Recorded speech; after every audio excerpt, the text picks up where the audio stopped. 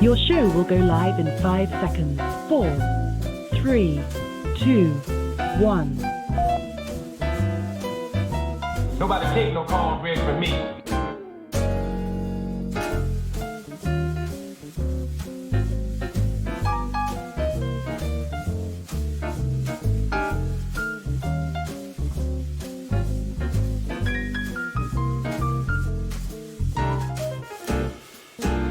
Tim Black Wolfpack in the house.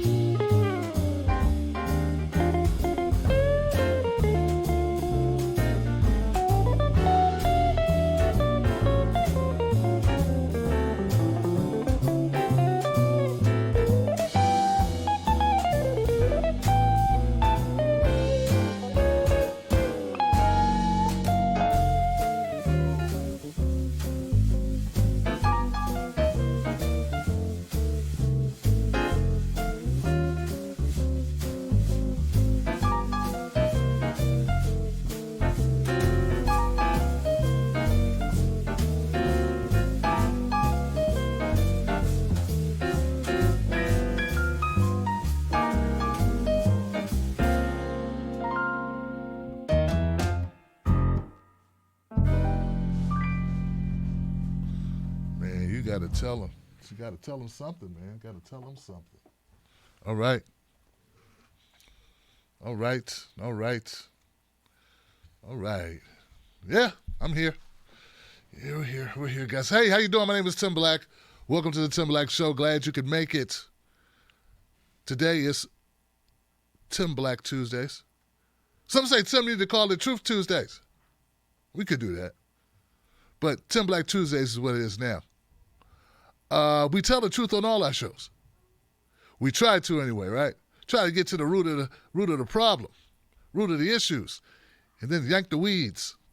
So what's up, guys? How you doing? Facebook, YouTube, Twitter, Periscope, peoples. This show is also, because we're going to have phone lines tonight. Phone lines.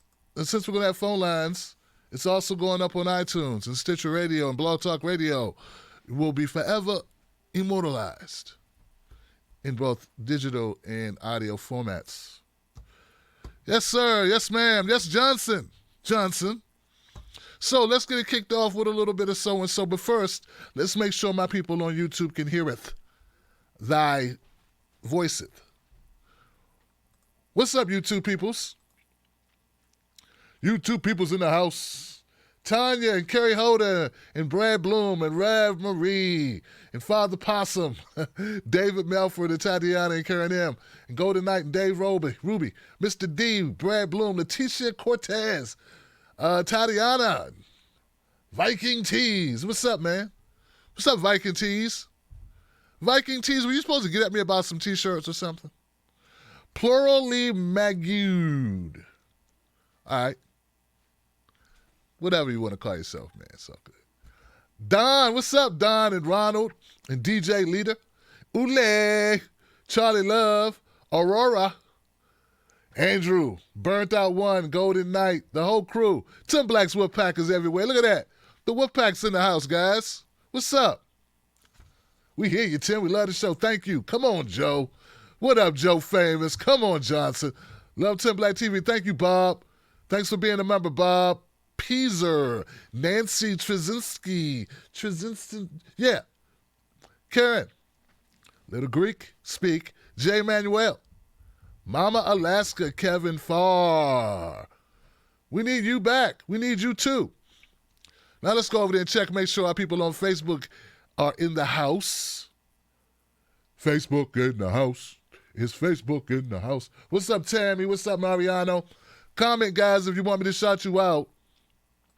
Okay, comment so I can shout you out. I want to shout out my Facebook people, man. Facebook, we're getting bigger, Facebook. Thank you, guys. What's up, Rich? What's up, Dex? Mary? Cheryl? How you doing? AJ, what's up, man? Or woman, or Johnson, loving that pocket square matches the no Joe button. You know it. Yeah, that's what's up. Little Papa Red never hurt nobody. What's up, Eli? George is in the house. Tim Black's Wolfpack is on deck on Facebook. Thank you guys for being here as well. You guys keep me moving, man. You keep my spirits high. I mean, look, we got this corona lockdown going on. We are quarantined. And I tell you, man, FaceTime is great because I got to see my mom on FaceTime today. That was good. We try to do that just so she can see, the fam, and I can see, make sure she's good. And it's just a good thing, man, that we have that technology in place to be able to do those things, right? I talked to one of my brothers earlier this week, so I want to inspire and tell everyone, man, reach out to your family, check in on them, and reach out and check in the other way, too. Like there's some of you young bastards who don't think you don't need to check in. I'm talking to you, son. Check in. Yeah, what's up? Sup. You know what I'm saying, Eli? What's wrong with this? What's wrong with my son, man? He can't pick up the phone? Well, he may have lost his phone. He's 21. He may lose his head, but he ain't going to lose his phone.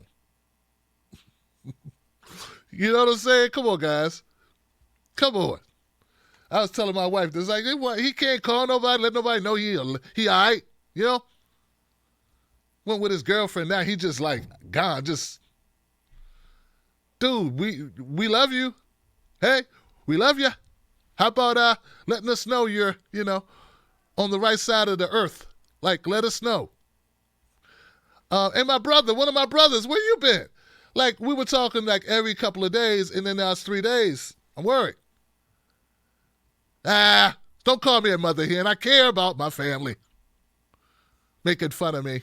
Oh, Tim. So, yeah, man, what's up? What else, guys? Okay, so let's get through the hardest part of the show now. Coronavirus is amping up, guys. They say that the worst is yet to come. You think this is bad, you ain't seen nothing yet. They're projecting that we could lose as many as 1,000 to 220,000, 40,000 people. We're talking about serious numbers of and broken hearts and memories. Tough, man. Tough. Folks, this is getting serious as hell. So in Maryland, we have a stay-at-home order. I think wherever you are, you should have a stay-at-home order if your governor's worth of shit, because people do need to stay at home if at all possible. I do understand. I think it's in New York. They're going to do a thing on they're trying to push to get a rent cease or something. Yeah, do it. Instead of Cuomo coming on the damn TV every day with his water bottle, acting like he's running something with his nipple rings and his water bottle.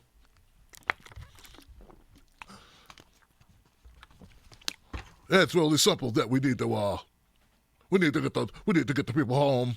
We need to take care of, New Yorkers are a tough breed. New Yorkers are a tough breed. They're also thick-headed. They need to stay their asses in the house, Johnson. People were saying that about Cuomo and the nipple ring thing. I didn't pay attention. Like, why are these people talking about a politician's nipples? This is disgusting. Then I saw like a picture. It was cropped, and they like circled his nipples, and they were like, "Look, Tim, look at it, look at it." I'm like, "Oh God, man, you shouldn't have to see a 60-year-old man's nipple." I could have lived another 20 years and never saw that and wouldn't have been disappointed at all. You know what I'm saying? I could have went my whole life never seeing that. I don't need to see that. in the shirt or out the shirt or unclothed or any of that. I don't need... I'm too sexy for my shirt, too sexy for my shirt, so sexy it hurts. What's wrong with you? You can't be president if you got a nipple ring, okay? It's a rule, right? So kill your aspirations. And did you hear little Chris Cuomo interviewing this brother? Well, I got to ask you a question that people want to know the answer to. Are you thinking about running for president?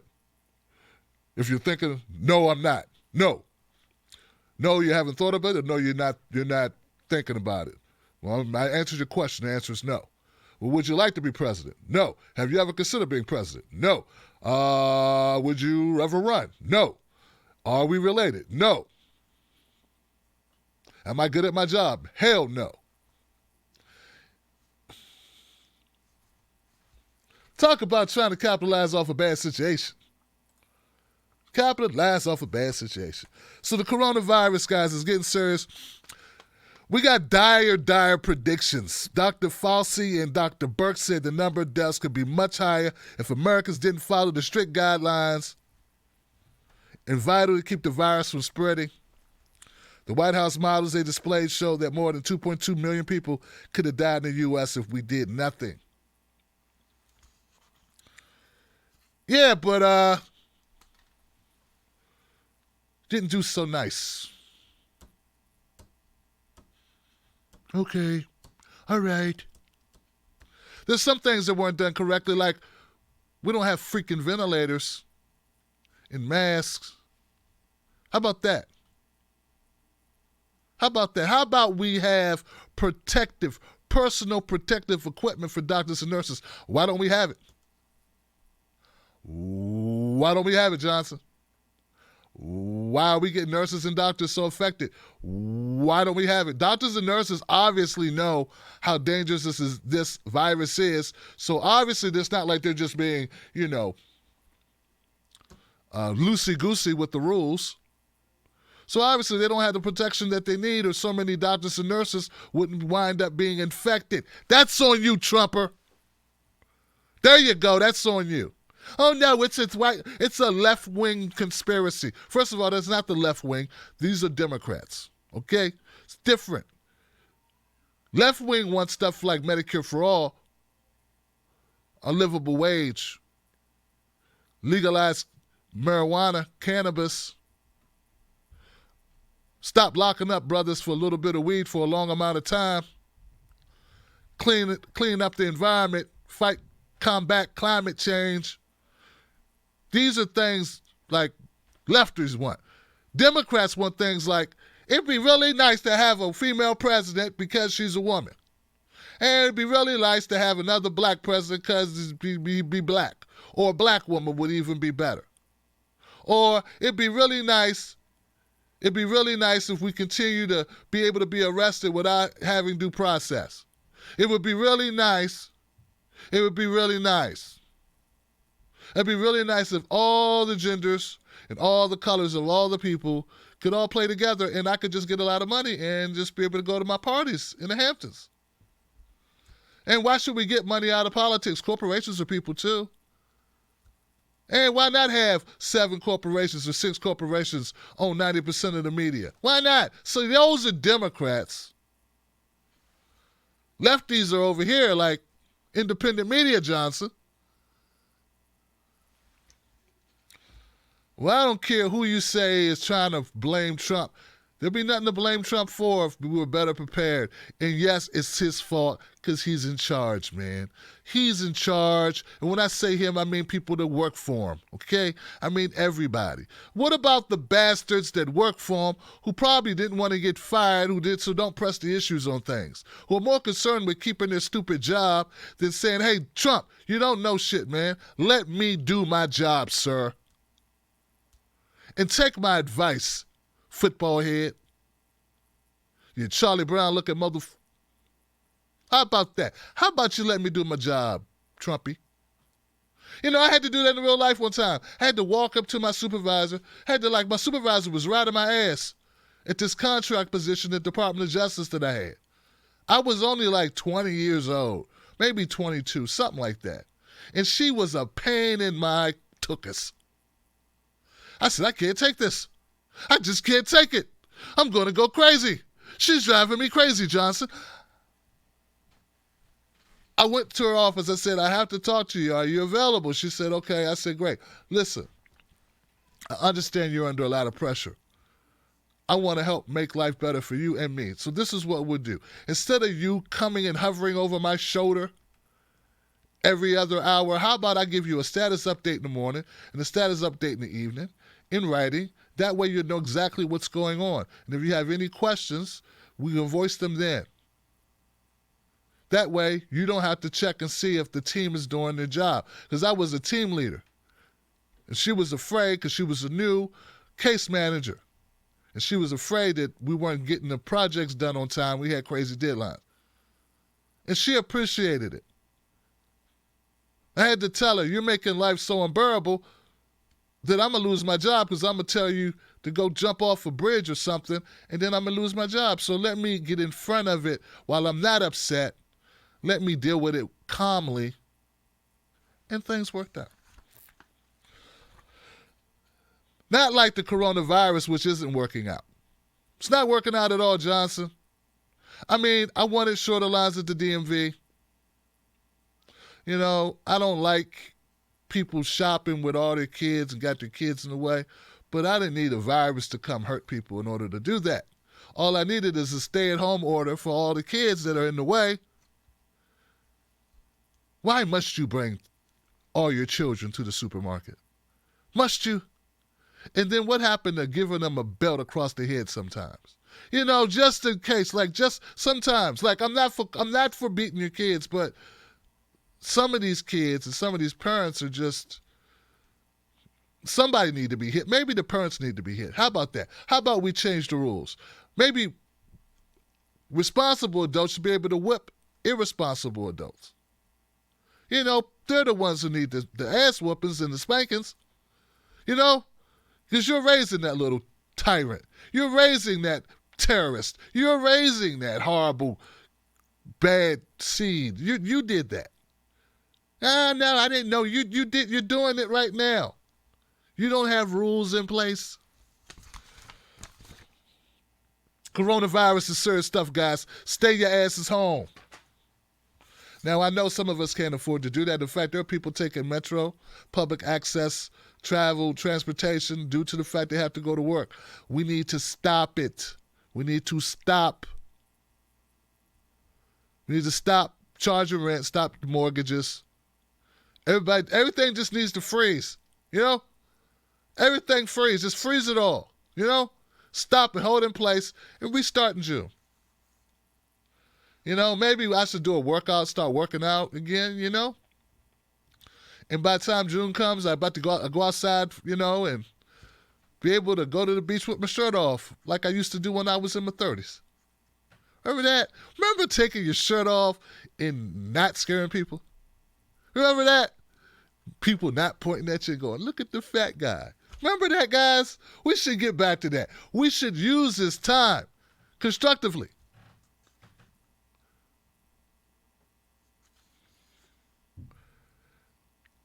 Sanders was on Seth Meyers. Oh, by the way, Bernie Sanders will be on The View tomorrow. Damn, Bernie. Why go there? Come on the Tim Black Show. Hey, Brianna Joy. Great. What's up? Have Bernie come on my show or I'm going to start bashing him 24/7 and blaming him for everything from the moon landing hoax to who killed Tupac. Yeah, Bernie did it. Then our subscription numbers will grow as I just yell and rant about Bernie, all because he wouldn't come on my show. And my viewers won't mind it. They'll still say how funny I am, though I don't even make jokes anymore. I just rant, vicious rants against the only progressive candidate in the race. Yeah, it's a ticket to success. Works for some people. Boy, we pick winners and losers, don't we? Yeah, I noticed some people have been on the Joe Rogan show 3 and 4 times, and I say, how did this person get so big? Then I realized they've been on the biggest podcast show ever. Ever. 3 or 4 times. That's how you got so big. That's it. I figured it out. Because I'm like, how the hell did this boring son of a... How did they get so huge? They've been on the Joe Rogan show several times. Or they've been on MSNBC several times. Or they've been on this... It's all these advantages. Or they were on the biggest online network, news network in the world for a couple of years. And when they left, they took the channel. That's how. No one cares about your problems, Tim. Talk about Bernie. Okay. It's not a problem, Johnson. It's not a problem. Just keeping it real. I know that somebody has decided to be opposite me in my time slot. Getting on your nerves, aren't I? I'm getting on your nerves. Remember when I used to wear hats, did you start wearing them? So I stopped. Now you stopped. What's up with that, dog?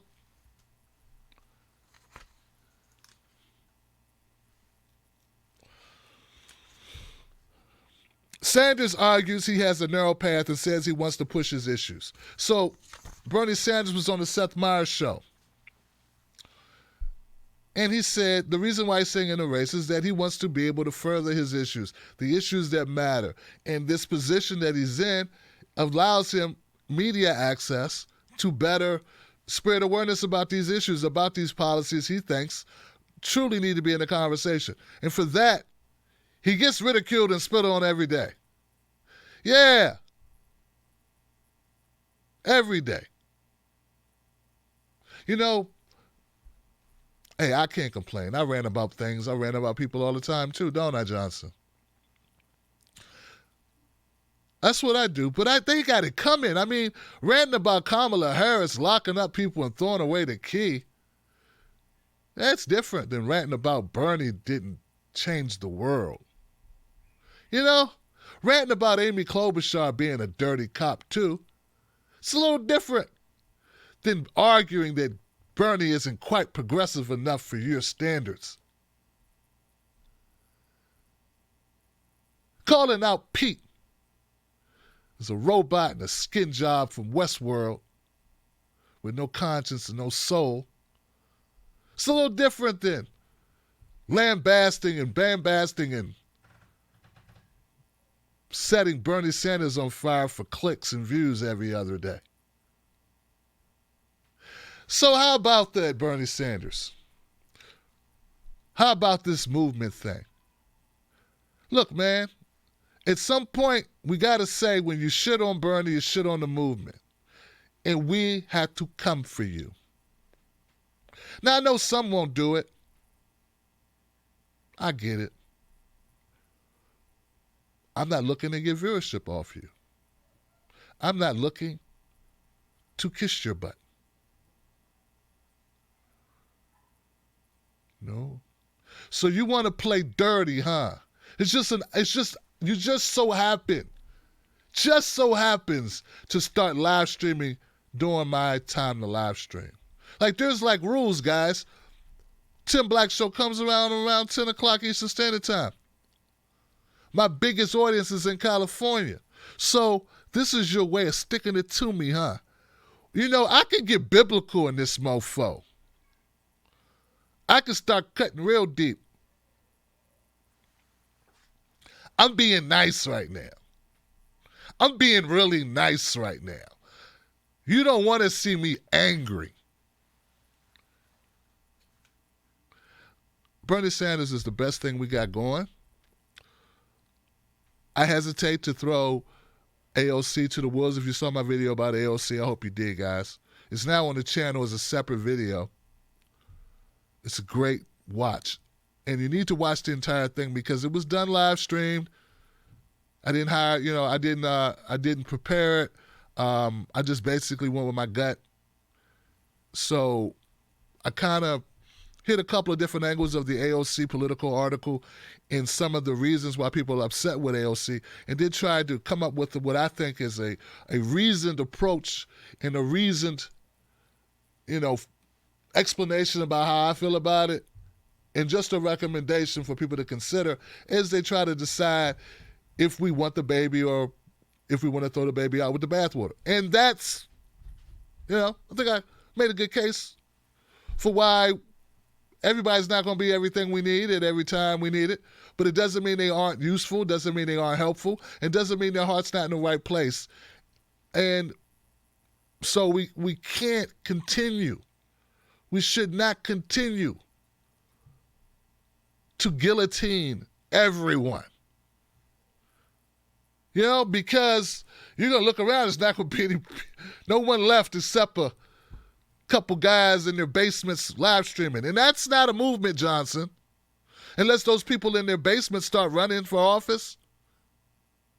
Like, hey, I'm just keeping it 100. I mean, if we keep guillotine, we just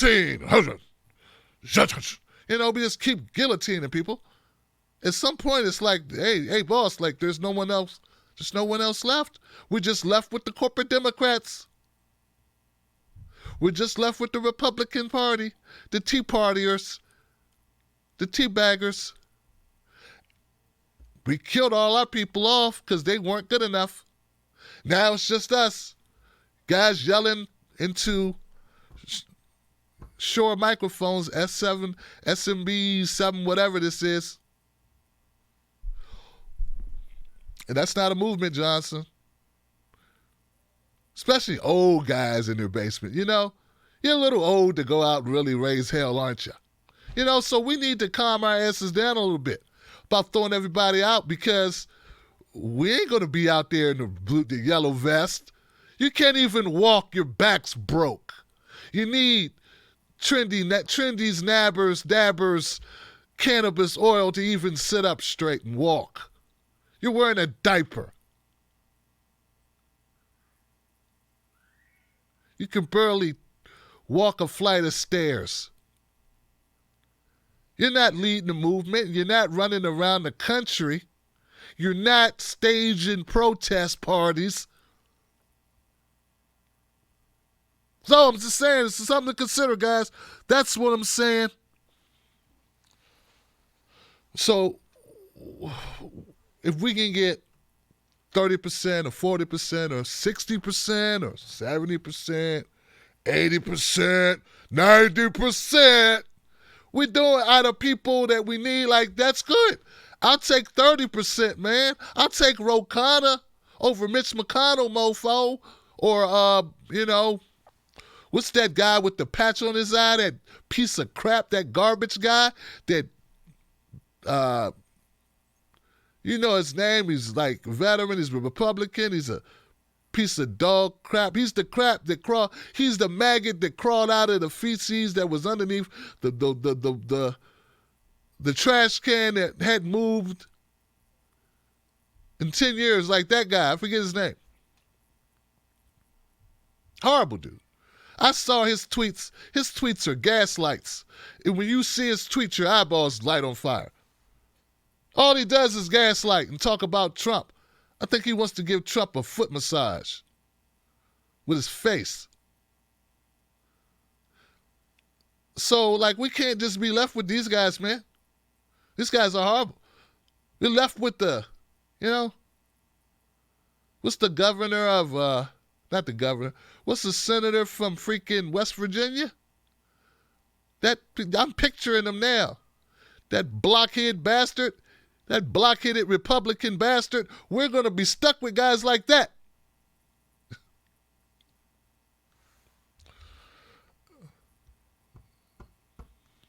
Jeez. You know his name. Barney Rubble-looking mofo. You want that guy? Come on, please tell me you see the difference. So let's have a reality check, guys. This is all I have, a reality check here. Yeah, these people aren't perfect. Doggone it, had no idea. Forgot to tell you, people aren't perfect, mother. Yeah, it slipped my mind. Thought you were a human being who understood these things. No one's perfect as you. Some people aren't going to do exactly what you do who haven't done anything. But yeah, me either. What have I done? I mean, I did build this on my own, though. It ain't much, but I did build it. Yeah, didn't get a big leg up. Built it from scratch in the dirt with my fingernails. Daily videos. 3,000 videos. Over 3,000 videos shot. But what have I done really? You know? So all I'm saying is, like, we can't be stuck. We can't leave our children saddled with only the worst people. So yes, we're going to have to work with people that sometimes they disappoint us. Just picture it like a marriage. I didn't mean that, baby. I don't mean that. That's right. We're going head to head, man. Share this video. Share the video. You're trying to smoke me out, huh? You think you're going to do damage to my show, don't you? You're not going to do damage to my show.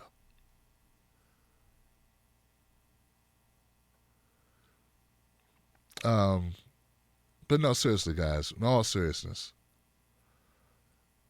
let cooler heads prevail. It's being as though I'm bald-headed, I have the coolest head. Let's be a little more zen. Be a little more zen. Recognize that we're dealing with what we're dealing with here.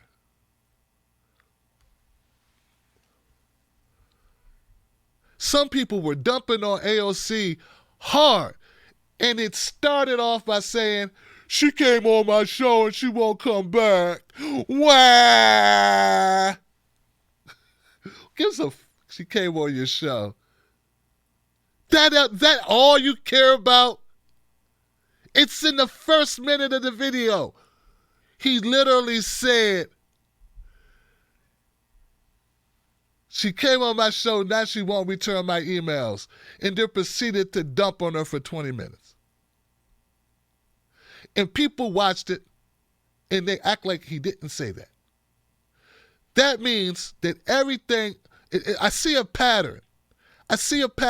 Come on the show, get treated well. Don't come on the show, get treated very badly. You see a pattern here? You see a pattern? Hey, you see a pattern? I see a pattern, Johnson. AOC, not perfect. Not perfect. Guess what? Tim Black, not perfect. Better than some people, though. But not perfect, admittedly. So, I want to work with people. I do want to work with people.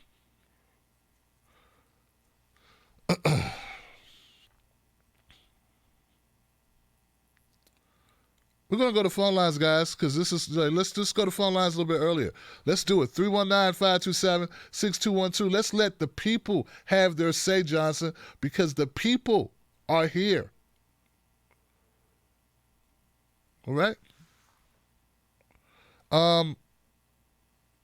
Yeah, let's go to a quick commercial. Very quick, 30 seconds of your time, so you can check out my wares.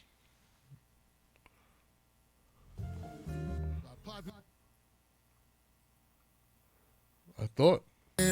Johnson Designs in my shop. If you want to pick them up, check them out. They are hilarious. They are revolutionary.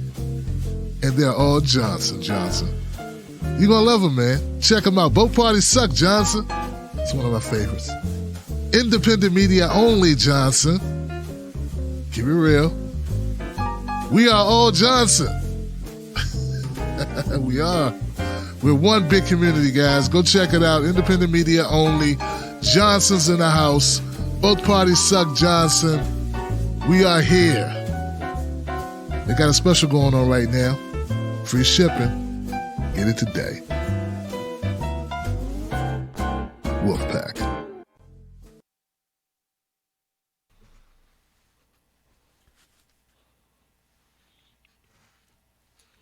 Yeah. Turn on the. You like the hat? That's good. There you go. Joe Infernari designed this great logo. It's an alternate logo that I use sometime. I really like it. I decided to throw it on a hat because we don't have hats, so let's have hats. There you go. TBTV, Tim Black Show. It's kind of nice, kind of not so nice. Don't be so nice. Don't be so nice. Yeah, so let's go ahead and go to those phone calls. Johnson.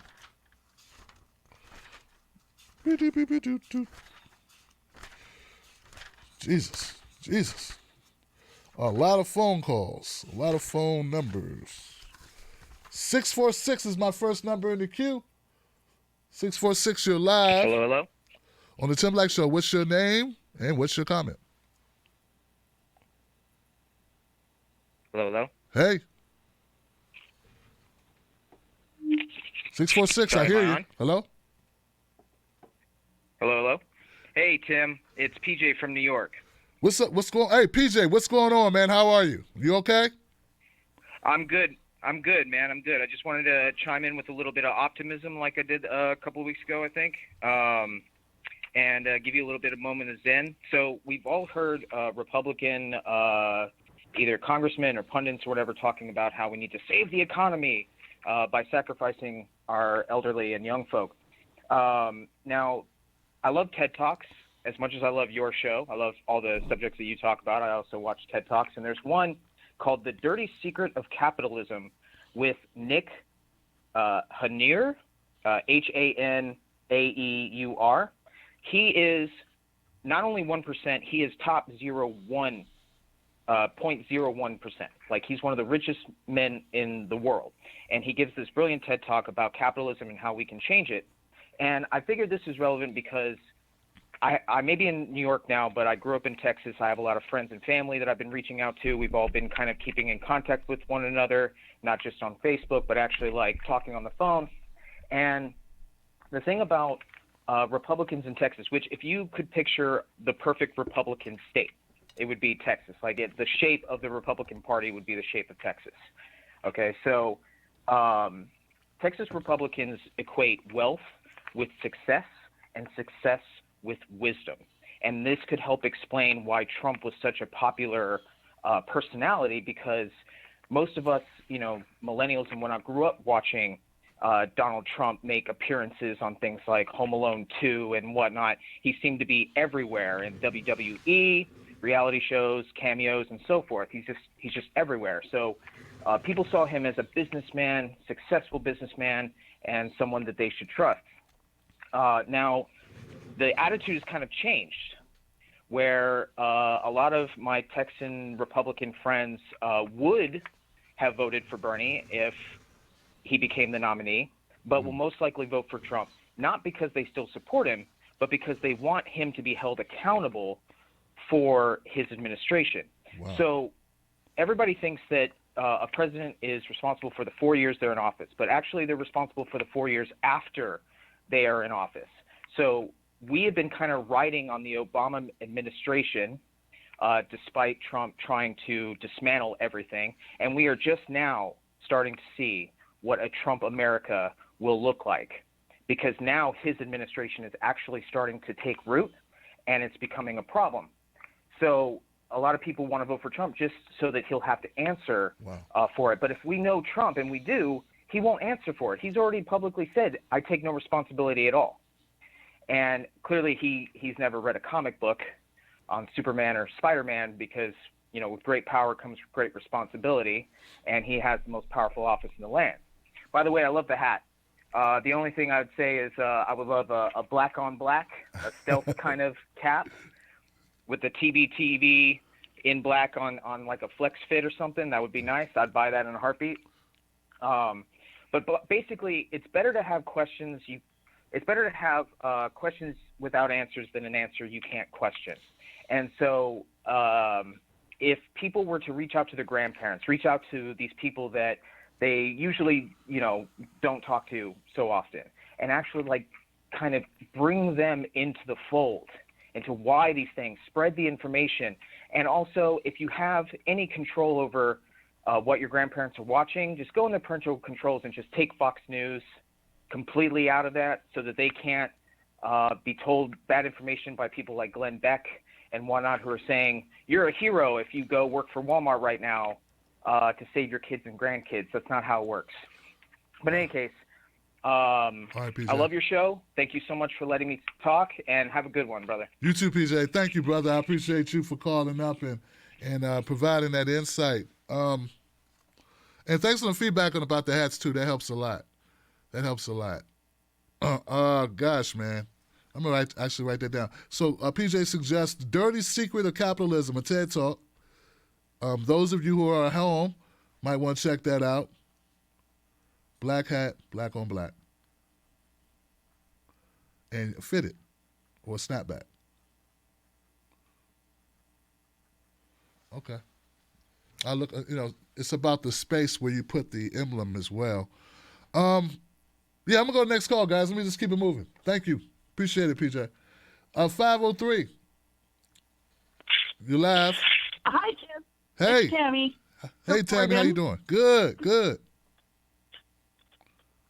I'm good. I called on Friday and was telling you how I was sick, and I'm actually feeling a lot better today.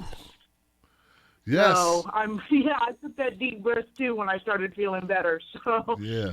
I wanted to talk about the hate that Bernie and AOC and everybody is getting right now.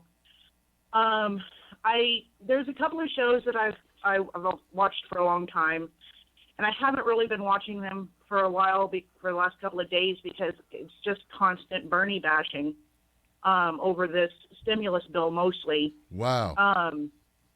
And, their argument is, it wasn't enough, which it's not. I can agree with that. It's a one-time payment instead of being a UBI. And, there's a giant payoff for corporations and stuff like that, trillions of dollars. And so I get the frustration, but at the same time, and they're like, well, they went on, Bernie and AOC went on the floor and they gave these speeches, these heated speeches about how much they hated it, and then they turn around and vote for it, and people are pissed.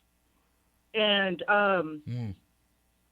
the way I see it is, okay, yeah, they voted for this, but I mean, if you think back, Bernie also voted for, the crime bill, I believe it was, and as horrendous as that bill is, and how much it has hurt people throughout its time, the reason Bernie voted for it, and he addressed it, was because it had the Violence Against Women Act in it. So 90% of it he hated, but there was that one little piece in there that he loved, and that he wanted to be put into law. So yeah, he held his nose and he voted for it. And so, and I might be wrong on which bill it is, but I'm pretty sure it was the crime bill. Yeah. You're right. I feel that it's the same way with this. It's like, okay, yeah, there was a lot of garbage in it, but he got, the payments for people who are the gig workers. Yep. People who normally wouldn't get it. Yep. The self-employed people. Yep. People who would have otherwise been totally left out. Yep. And so it's like, again, he had to hold his nose and swallow it for that one little sliver of good stuff, and AOC the same way. And it's like, you would think that people would be willing to give Bernie especially the benefit of the doubt. This man has been fighting for us for well over 40 years. This man's been fighting for, say, me since before I was born, and he's fighting through a pit of vipers, that are snapping at him everywhere he goes. And what is he supposed to do? Is he supposed to vote against it? And then people would be bitching about that? Oh, well, what are we supposed to do now? Well, he voted for it. AOC voted for it, and, Rashida Tlaib and Ro Khanna and all of them voted for it, and now all of a sudden they're not progressive enough. Okay, so say they voted against it. It doesn't, it still would have passed. It would have been, 92-4, something like that? So now they can come back, when they come back in, April 20th, it's going to have to be readdressed. Yes. Because it's not enough. Right. And people are going to still be hurting. Yep. And so then they can push even harder and say, see, we told you it was not enough. We told you it was not enough. Now we have to do something that's actually going to work. And that's a way of forcing it. That's going to bring it to even more to the forefront, and they can say to the people, we told them it wasn't going to be enough. And sure enough, here we are again discussing the same damn thing. So all it's going to do is make them look worse, the establishment. Right. So I think people need to lay off of Bernie and AOC and realize we're not there. We don't know what's going on behind the scenes. We don't know what's being said. Maybe they have some kind of plan. We don't know. We're not there. We're just at home talking shit. And so give these people the benefit of the doubt, until they give you a reason not to. And Bernie's been fighting for us for over 40 years. I think he's more than earned the benefit of the doubt. Nope. So anyway, you have a good night, Tim. You too, Tammy. Thank you for the phone call and the trying to make reason with these people. Yeah. Shameful, isn't it, Johnson? Shameful. They just, do they like anything? Do they like anyone? They don't like anyone. They don't like anyone or anything. Nothing's good enough. No one's working. No one cares. No one's as good as they are. It's always that's always out there. I remember there was a lady who used to be the same way, man, and I was so glad that I didn't have to hear that anymore. That toxic, just a downer, just everything. Oh God. We're having pizza. Oh no, I hate pizza. Pizza's bad for you. It'll kill you. It's the horrible, horrible stuff in pizza. Okay, we're going to have chicken. Oh, chicken, not chicken. Oh, God, no. Oh, my God, you know how to keep the animals. Okay, we're going to have some Brussels sprouts. Oh, God, Brussels sprouts. Oh, God, can't eat Brussels. Oh, God, disgusting. You sell out, you want Brussels sprouts. Okay, how about corn? Oh, corn. Do you know what they do to the corn? Do you know the pesticides they put on the corn? Okay, I grew some stuff in the backyard. Oh, you touched it with your black hands. Oh, God, you did that. Oh, God, you look at the soil that you have back there. Oh, my God, I can't believe it. We're just going to have some water. Oh, God, you're going to have water. Oh, not water. Oh, water. We're just going to inhale air. Oh, God, you're breathing. Oh, God, breathing air. Oh, God, I hate breathing. Oh, God, you're dead. I can't believe this guy wants us to breathe. Oh, God, do you know what they put in the air here? Do you realize it? Won't you just kill yourself? Oh, kill myself. Oh, God, corn. Well, then keep living. Oh, God, keep living. Oh, God, I can't keep living. Nothing makes them happy except the weed. Oh, the weed and the martinis and the vodkas and the weed and the nose candy. I'm going to go to the next call, man. No. 907, you live, Freedom Friday. Damn. You live on Timberlake Tuesdays. What's up? What's your name? What's your comment? I'm a big liar. Ha. Hey, Laura, what's up? It's Laura. Hey. I'm going to really keep it. I'm going to try to really keep it on anybody. And I know. Okay, stop laughing so I can talk.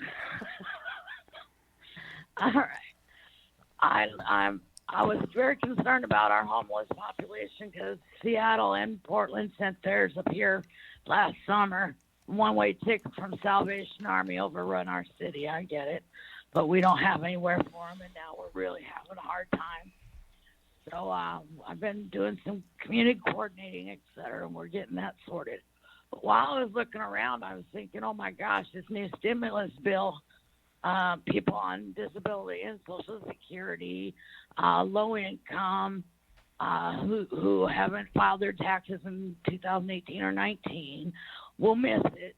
But I learned that if they file right away, even the homeless, especially the homeless, it's very important. TurboTax is going to do from now until April 4th, zero, no cost filing of taxes for anyone, whether they worked or not. If you're homeless, your address is your post office box, and you would have to have it as your name and in care of the post office, general delivery. And then you just do general delivery and then your address, the zip code. So make sure you can do it online. They can do it on the phone. It's free until the 4th of April. After that, the Salvation Army is looking into helping out in that situation too.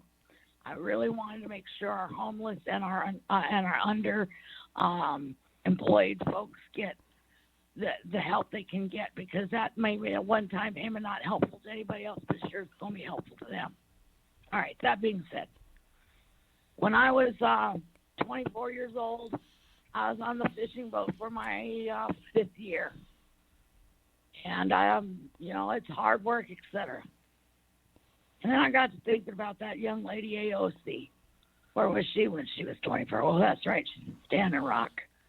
And what else was she doing? Oh, yeah, she's taking care of her family, working long hours, paying her way through college, and being an advocate for her community. And here she finds out that, hey, she's got fire in her belly, and she's going to just take on these people. And this Justice Democrats came along and saw this little shining star because her brother had put her up for a nomination. All right, great. No one asked them to step in. I mean, her brother did, but, she didn't. They took her on, and that's their thing, and apparently they're still happy with her. But when I was trying to get her, she's 28 then, 29, something like that. She wins. Now, she went from being this activist, bartender, student to that age. What the hell were you doing? Now she's stepping into a place that she's never known before. Machinations not even thought of. She's held her water. She has stood up. And yeah, she might have to make some concessions, but by God, if anybody's ever worked in an office, which I haven't, but I hear it's not so great, where you might have to make a few fucking concessions here and there to get to the ultimate goal of what you need to do. You have to work with other people. You may not like it. You may not even like them, but you still hold your integrity. So far, this young lady has held her integrity. Now, I've watched as everybody's praised her up and down on the internet and have highlighted little clips of her here and there doing her job. And everybody turns on a dime over a Politico. Jeez. Now, especially that Cenk Uygur boy. Ha, what a joke he is. He shows himself to be the real piece of work he always has been. I listen to him bash Politico over Bernie and over a few other things. He used Bernie just to keep making sure the lights are on in his little operation. He hasn't spoken to Bernie since. And same with that Jimmy Dore. He's been bashed. For such lefties, they sure have no problems of tearing down a 40-year-long lefty. And yet they can sit around and smoke pot or do whatever they want to do in their garage and or wherever. Take $20 million from somebody else and talk about how the system's rigged if you get money from somebody else as a politician, but not as a newspaper person. Well, whatever, fuck off. Y'all want to tear down what everybody else is driving so hard for. You want to be a sheepdog herder for Joe Biden? That's your business. Honey, you want to whore yourself for your business. You don't let it sink on my behalf.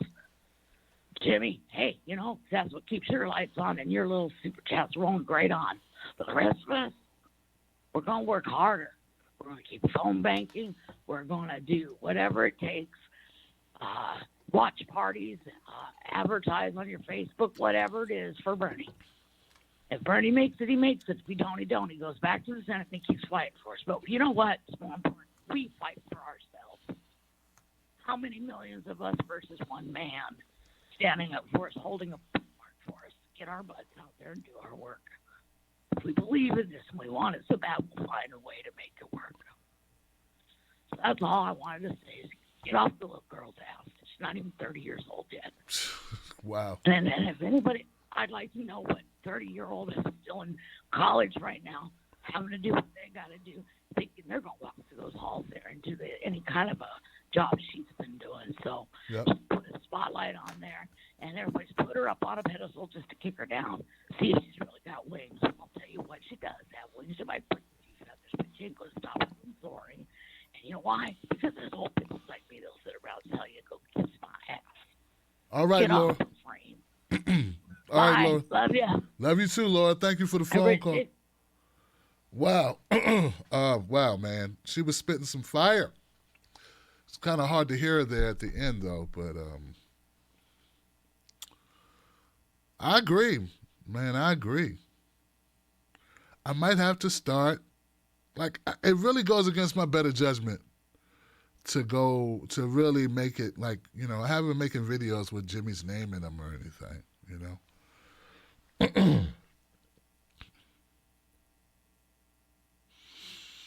I don't know, man. It's getting tough. You know, we share a lot of the same audiences. It's as close-knit. It used to be a close-knit community. And I like the fact that you framed it pretty well about AOC. She's 20, 30 years old. Wow, 30 years old. In politics. I don't think she ever worked in a corporate structure before. And I look at government as the ultimate corporate structure. Wow. Good points. I didn't even think about that. I didn't bring up her age last night when I talked about it, Laura. But I did hit on a number of issues last night. And, yeah, I think that it's not as easy as people think it is. It's not that easy to... It's sort of like when I'm on Twitter, right? And then I'm going to go to the next call, guys. But let me say this. When I first started doing Twitter and no one hardly knew who I was, like I hadn't interviewed like major people yet, and I hadn't had articles written about me in The Guardian or I wasn't included in articles. I didn't have an IMDb. I didn't have credits on documentaries. Like no one knew who I was. I could say whatever I wanted to say. I had all the freedom in the world to say whatever thing I wanted to say, and I did, and it was fun, and it was great. And then when people started to know who I was a little bit, believe me, I'm not as popular as some people, but I'm more popular than some others. And once I started rising in popularity, I noticed that I wasn't able to say as much as I wanted to say because everything, people felt like you lose some freedoms.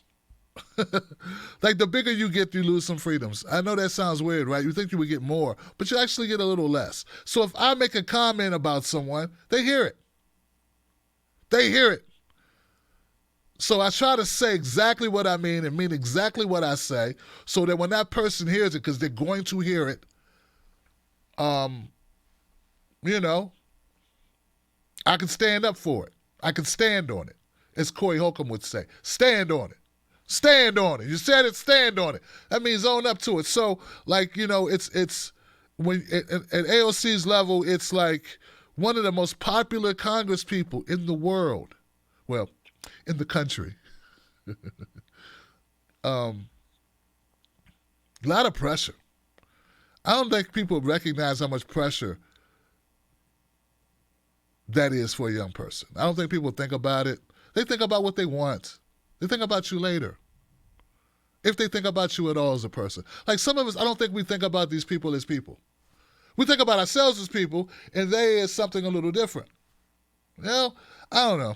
I think we do it I don't think we do it on purpose. I just think it's something that we do. That's all. And I think it's something we should think about. We should consider it. 623, thank you for hanging out. You're live on Tim Black Tuesdays. What's your name? What's your comment?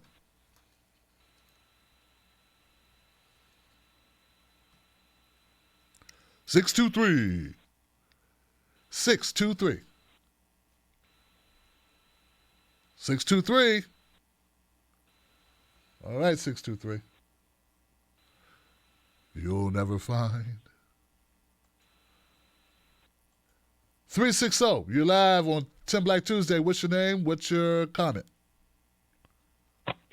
Hey, Tim. It's Hey. Sarah from Washington. How are you? I'm great, and I'm happy I got you because we got cut off the one time we spoke. And I got a couple words in, but it just wasn't enough, man. All you Johnsons out there, I'm so happy I found you guys because I'd be losing my damn mind without you. I swear to God. Your guys' positivity is everything for me and a lot of others. I know that. But I got to say this, Tim. This has been driving me freaking crazy. Oh, man. Okay, I don't know about you guys, but I Google every once in a while, right? We get to Googling when we get to thinking, especially as progressive folks, right? Am I right? We get to Googling. So, you know, we Google things like, I don't know, how many millionaires are there in America as of 2019? And then you get some disturbing information like 18 point some odd million millionaires. And then in that same article, it'll say something like, oh, yeah, by the way, there's 600 billionaires just in America. Okay, so when you start bitching and moaning about where this big thing got allocated to and how all these big companies got payouts and kickdowns, hey, that shit pisses me off too, don't get me wrong. But on the same foot, what is wrong with taking $1,000 from each millionaire and making something big happen with that? At least once a year, with an emergency situation or not. That should be a given. Am I wrong? That's a lot of extra money floating around. Like a lot. And I literally had to ask Siri to do this math problem for me. Like, hey, Siri, what's 18 million times 1,000? Because it's an existential number. Like, I can't do that kind of math, bro. But I'm very interested to know. Well, yeah, it's in the trillions. Why wouldn't it be, right? Okay, well, come on, man. And I get it, because Bernie is the only mofo I've ever seen talk about the wealth inequality on the level that he does. Yeah. And, dude, I was so excited for him in 2016. I was sure he had it in the bag, because I know there's more of us. I know that 99% of us feel like I feel and are like, dude, what is up with me working so hard?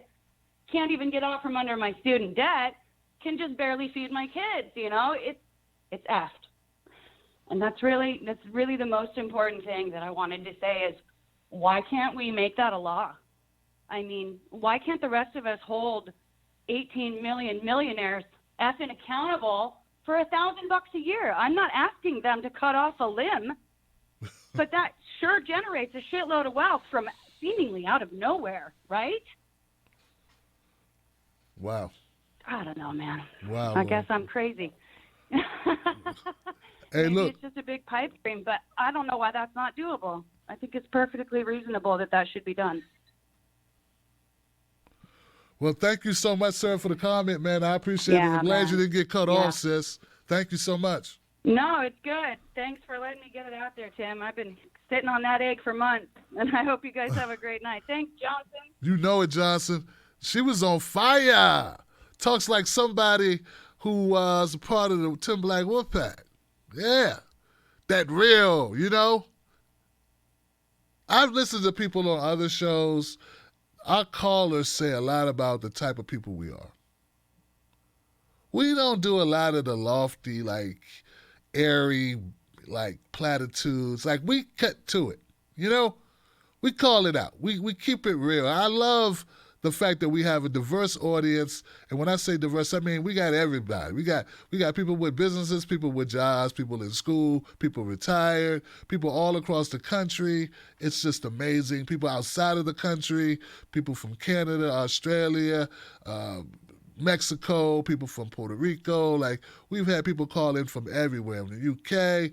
Like, just really dope that we keep it so fly. And I just want to say thank you, you know? Hell of impressive. 623, are you back yet? 623. 623.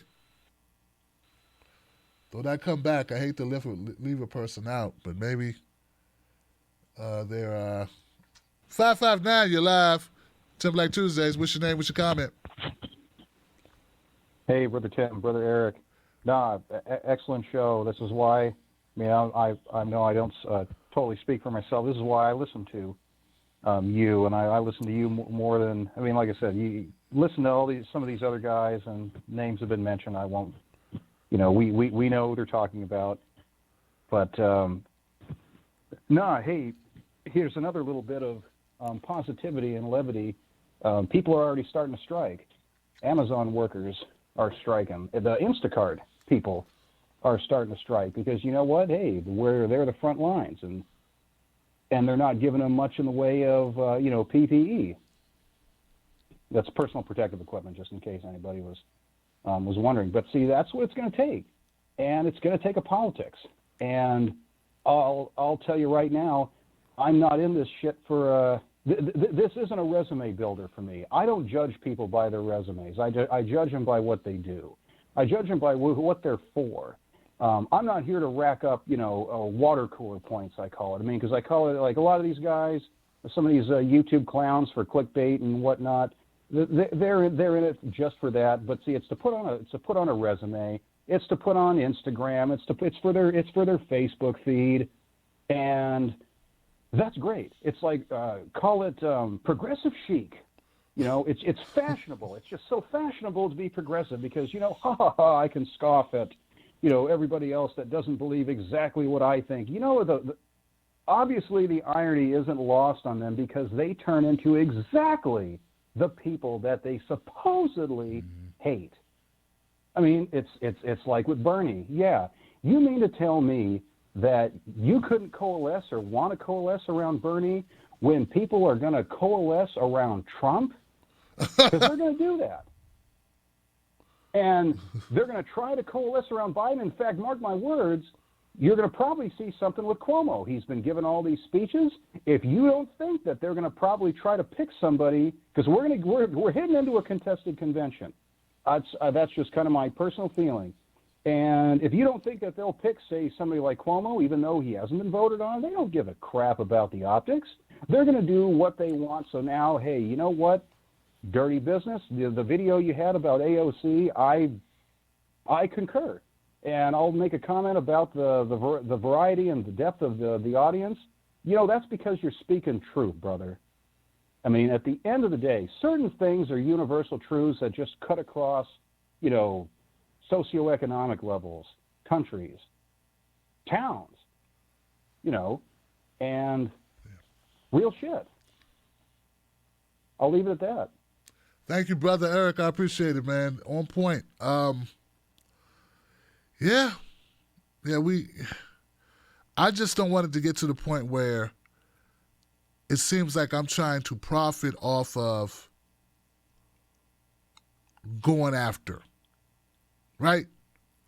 No, I'm not, man. I'm just it really pisses me off, Like, really, man, I've had conversations with my wife about this, and she thinks I should let it go. I can't. He keeps going. My wife met Steph and Jimmy. We've hung out. We did shows together. In person.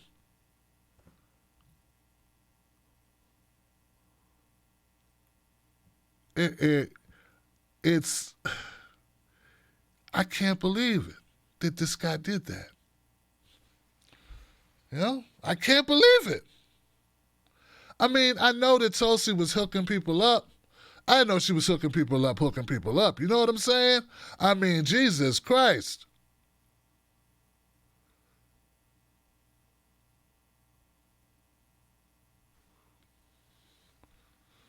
What the hell happened?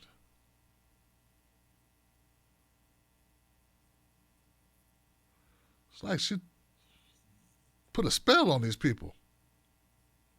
Now I'm talking about the young guy. The young guy, he's garbage. He's garbage. I'm Talking about Jimmy.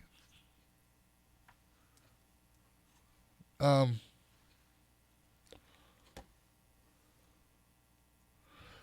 anyway, but thank you, Eric, for the phone call, man. I don't know, man. My wife really wants me to let this go. We were friends. We were cool. You know, we just really disagree, man. I remember going after Sam Cedar because he was really just crapping on Jimmy, you know? I believed it. I believed I was doing the right thing, and I felt that Sam needed to, you know, felt like taking a shot at him because I got tired of hearing him bash. But now it's like, God, man, I feel like maybe I should apologize to Sam. Jesus, man. Sam saw this shit. He's like, Jesus. Sam's never done this. Nah, I'm not going to apologize to Sam. Sam's an asshole, man. He set me up. I walked into that one, though, didn't I? Think I'm going to come on there, we're going to just talk, and this guy's got like, hey, what about this thing? What about that thing? What about the other thing? All right. 678. 678, you're live on. Hey, how you doing? Who's this? Hey, Tim. This is Trick Line. I've called in before. I'm a big time viewer of yours. Hey, what's up, man? How are you, Johnson? I'm doing all right. And so, like I said, I'm a big time watcher of yours and Jimmy Dore.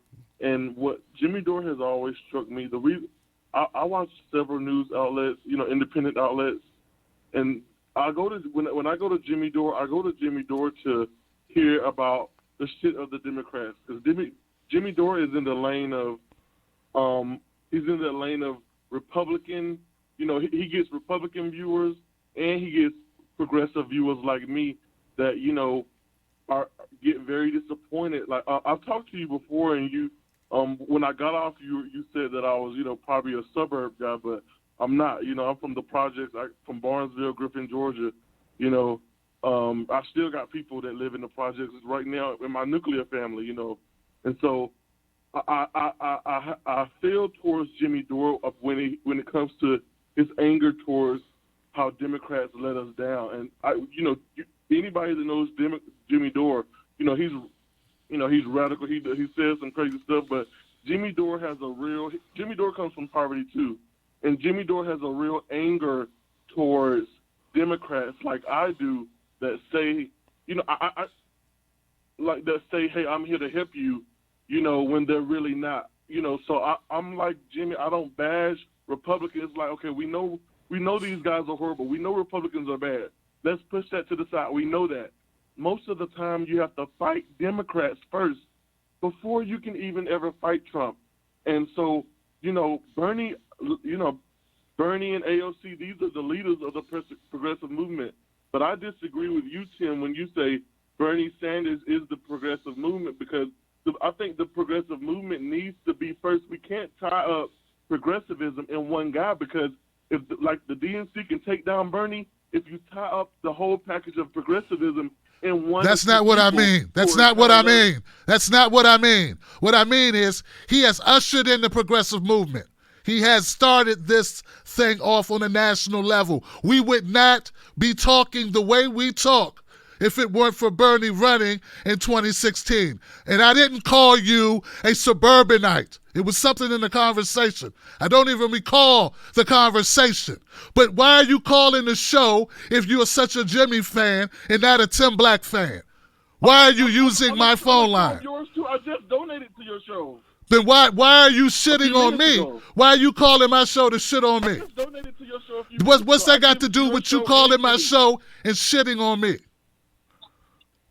I'm not shitting on you. I'm just saying try to hear out the anger. There's a lot of righteous anger right now. Like, I just had 3 friends of mine that are unemployed because of what's going on. What's that got to do with Bernie Sanders? What does that have to do with Bernie Sanders? It's just my thing is that Bernie Sanders is the guy that talks about that there's been a big redistribution, and he's right. I've donated a lot of money. Stop talking about money you gave. Stop talking about money. And he voted for a bill that does redistribution. So he does deserve criticism, and it's okay. You can like Bernie and still criticize him. I Really? over almost $1,000. Really? To the guy. Stop talking about money. Stop talking about money. This ain't about how much money you gave. Option we've got. This But ain't there about needs to money. be Stop some talking criticism about money. To talk about redistribution when he voted for it. Who else you got? Who else you got? Who else you got? How much? Who else you got? What politicians do you like? Name somebody. I like Bernie. I like AOC. You know. Well, stop obviously shitting on everybody them. has flaws, Stop you know. shitting on them. Stop shitting on them on a daily basis. Omar, she's a real. Really? You know, She never makes mistakes? Has she ever made a mistake? But my thing Oh, is, man, come on, dude. We're always. Come on, dude. Come on, dude. Don't call my show with bullshit, man. Come on, man. Everybody makes mistakes. Everybody's fallible. What Jimmy does every show is shit on Bernie. That's not a show, and that's not supporting progressives. And then your lousy excuse is, we need to know how bad Democrats are.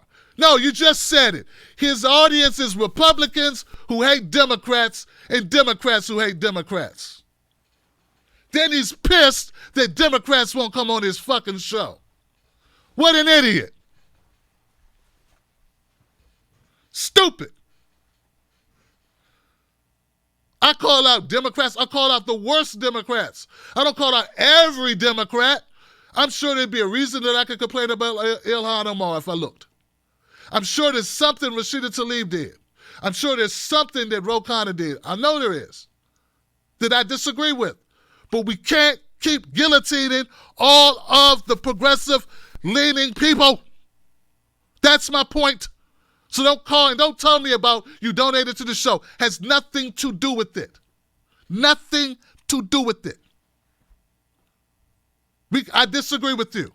Like you disagree with me, I disagree with you. How about that? I disagree with you. I think I'm tired of people guillotining and setting on fire the only people that give a shit. Bernie happens to give a shit. Nina Turner happens to give a shit. Maybe Jimmy's just doing it for viewership. Ever think that? And what do you know about my background, sir? I've been on my own since I was in high school, nigga. What are you talking about? Talking about he come from poverty. He white. I'm a black man born in D.C. and didn't know who my father was till I was 15, and I lived on my own since I was in the 11th grade. Lived in the streets, dude. What are you talking about? Don't tell me he's a working class. He's a blue collar guy. Whatever. I don't want to hear that shit. What's that got to do with every show shitting on the most progressive politician in the Congress, in the Senate, and you okay with it? The fuck out of here. Horrible. Horrible. Hey, with friends like you, who needs enemies, Johnson? Who needs them? You're the best frenemy we got. He's just trying to make them better when he calls them weak and spineless. It's his way of cheering the kids on. Hey, little Johnny, you're a piece of shit loser. You're ugly and you smell funny. Now get out there and be the best you can.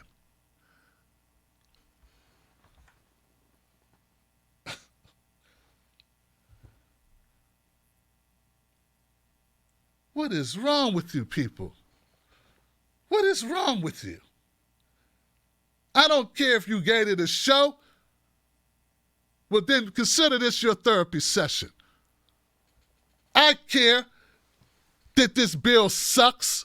I also know it would have passed anyway. And I also believe if it weren't for Bernie, it wouldn't even be as good as the shit is now. That's what I believe, but you don't acknowledge that. I think that's germane to the conversation. And I'm allowed to shit on. You didn't say anything when I was shitting on Pete. You didn't say anything when I body slammed Amy Klobuchar or when I took it to Kamala. You didn't have any complaints when I was making Beto O'Rourke impressions. When I was calling out Biden, torching Elizabeth Warren, No problem. Oh, those are Democrats, aren't they? So don't tell me I don't go after Democrats. If progressives set progressives on fire, what's the incentive for progressives to be progressive? What else they got? If you turn your guns on AOC and Bernie and Rashida and Ilan, they have no friends. The only power they have is their popularity with us. And you are letting this guy who's making millions of dollars use you to make millions of dollars shitting on those people who need our support. I will not be a party to it, and I will fight back and push back against it, which is my right as a show owner who built it from scratch his damn self. Okay? That's my right to do. I'm going to keep doing it. Don't like it?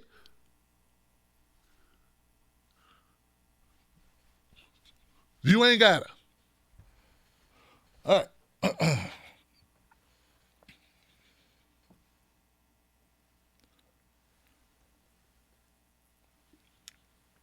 Call up here fumbling with your words, talking about you sat on my fucking phone line to defend Jimmy Dore.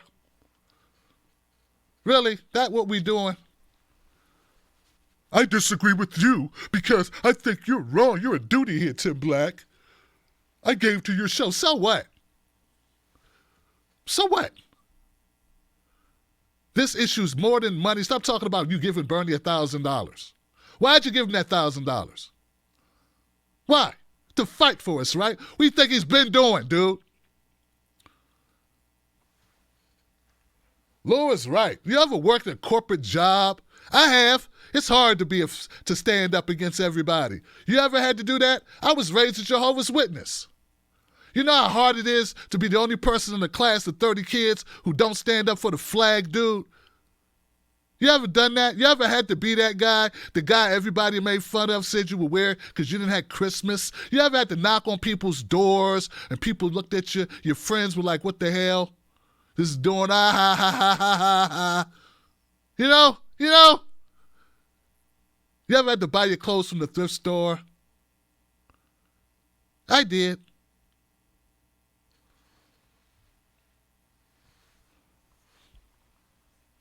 Picked up other people's junk, try to clean it up and sell it. That was the business. Your friends see you doing it? You started off really fucked up with me, man.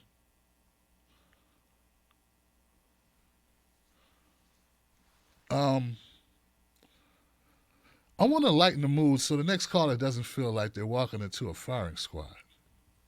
But make no mistake about it. I love progressives. I love what we're trying to create. I will not let people destroy it for money. Dummy! Okay?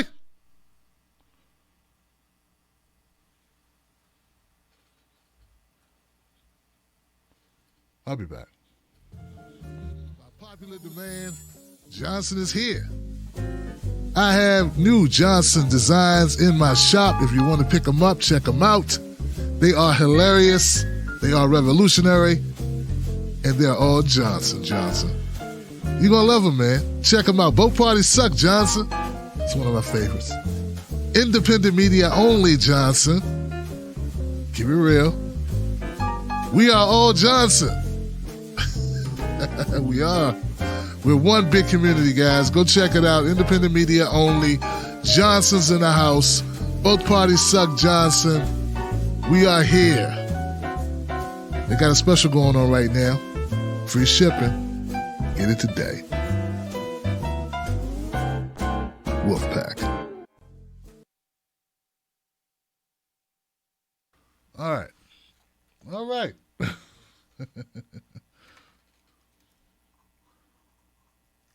832, thank you for holding on, 832. You're next on Tim Black Tuesdays. What's your name? What's your comment? My name's Andrew, calling from Houston. Andrew. I wanted to, yeah, appreciate you. Well, after that last call, I used to listen to Jimmy Dore, but after all that stuff, he kept on attacking the left and never the right, and I was like, man, what's this dude's deal? And I stopped listening to him. But regarding Bernie and AOC, they're like, I love them. They're the reason the whole progressive movement started, especially Bernie, from 2016 all the way to 2020. And everything we have is because of Bernie. And I'm thinking I'm already praying for 2024 because hopefully I still want Biden to win. Hopefully he beats Trump, but it's going to be tough for him.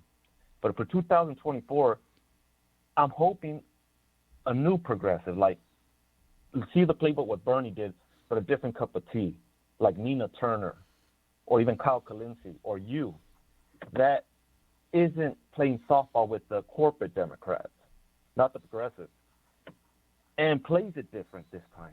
They know they're going to be attacking you. They're all going to team up on you. And kind of like what Trump did to the Republican Party, the new progressive in 2024 has to kind of play it the same way and attack the corporate Democrats, and then they all coalesce behind you. And that's what I'm hoping for, a true progressive that's a different style. I really like Nina Turner, and I know she brings that fire, and I'm hoping that she will make me take a run for it in 2024.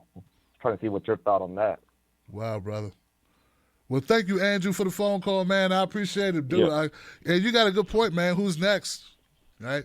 Who else we got? That's why I was asking who, what else we got? Who else who's going to carry the torch? I mean, it's not easy being the odd sheep. It's not easy getting hit pieces written on you on a regular basis. It's not easy to be in that position. Who's going to do it? I do want to amend one thing, though, about one of the videos I put out, and I'm so glad you called, Andrew, because it had me thinking about it. You just reminded me. Because I said that, hey, man, Bernie, there's no way Bernie could have prepared, Bernie could know the unknown. Maybe if he had a mole in the Biden campaign or the DNC to give him a heads up about what was going to happen for Super Tuesday. See, that's that stuff becomes important, right? What if Bernie could have acted before they did somehow? I do recognize there's one mistake that was made or one lesson we didn't learn. Keith Ellison. Now, some of you may recall who were around last cycle, who paid attention. Remember Keith Ellison was running for the DNC chair and he was about to win it, and all of a sudden came Tom Perez. The word was that Barack Obama himself asked Tom Perez to run. Tom Perez was out. Now, he used to be Obama's labor secretary. And all of a sudden, he had an interest in being the DNC chair. And all of a sudden, hit pieces were written about Keith Ellison that knocked him out of contention. And then they put him in this stupid position of vice chair. Vice chair is nothing. It's like assistant principal. Keith Ellison soon left. I think he's attorney general now in Michigan or something. So that's the only foreshadowing I think Bernie really had, because Keith Ellison was a big-time Bernie surrogate. He was a big-time Bernie supporter. He endorsed Bernie.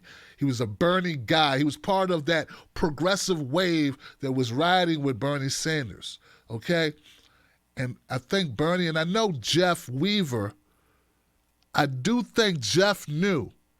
That should have been an inkling. Now, that should have been an inkling of what they were capable of doing to Bernie to stop him, right? Now, I don't know if you would know exactly what they would do, but that they had a lot of tricks up their sleeves. That's the only thing I could think of that really forecasted, like them dropping their left or just knowing the moves, the moves that they'll go to, the lengths that they will go to. And like I said, I don't know how you would defend it. I don't know. To know somebody has a gun doesn't help you unless you can run really fast or you can pull yours quicker or I don't know. You know what I'm saying? Like, oh, he's got a gun. Okay, cool. What I'm going to do with that information? If he's going to shoot me, probably at some point I have my guard down and he'll be able to shoot me. I mean, what do you want? All right, thank you, Andrew, for the comment, man. I appreciate it. 626. 626. You are live on Tim Black Tuesdays. What's your name? What's your comment? Yo, is that me? Yeah, that's you, my friend. What's up? Whoa. Hey, what's up, Tim Black? What's up, Johnson?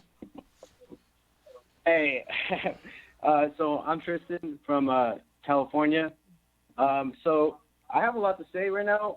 Basically, what I want to say is I feel like as an independent media, all of us progressive independent media should definitely be pushing the election fraud in all these states. And I kind of alluded to this last time I called, but so right now I'm working on an article right now for Our Revolution Los Angeles, and basically what I'm writing about right now is Texas, because honestly it really hurts me in my heart, it brings me to tears that there's a lot of my people who are voting for the first time, and we're just our voices are being undermined. So basically in Texas there was so much voter fraud. I wrote about it right here. So basically, let's see.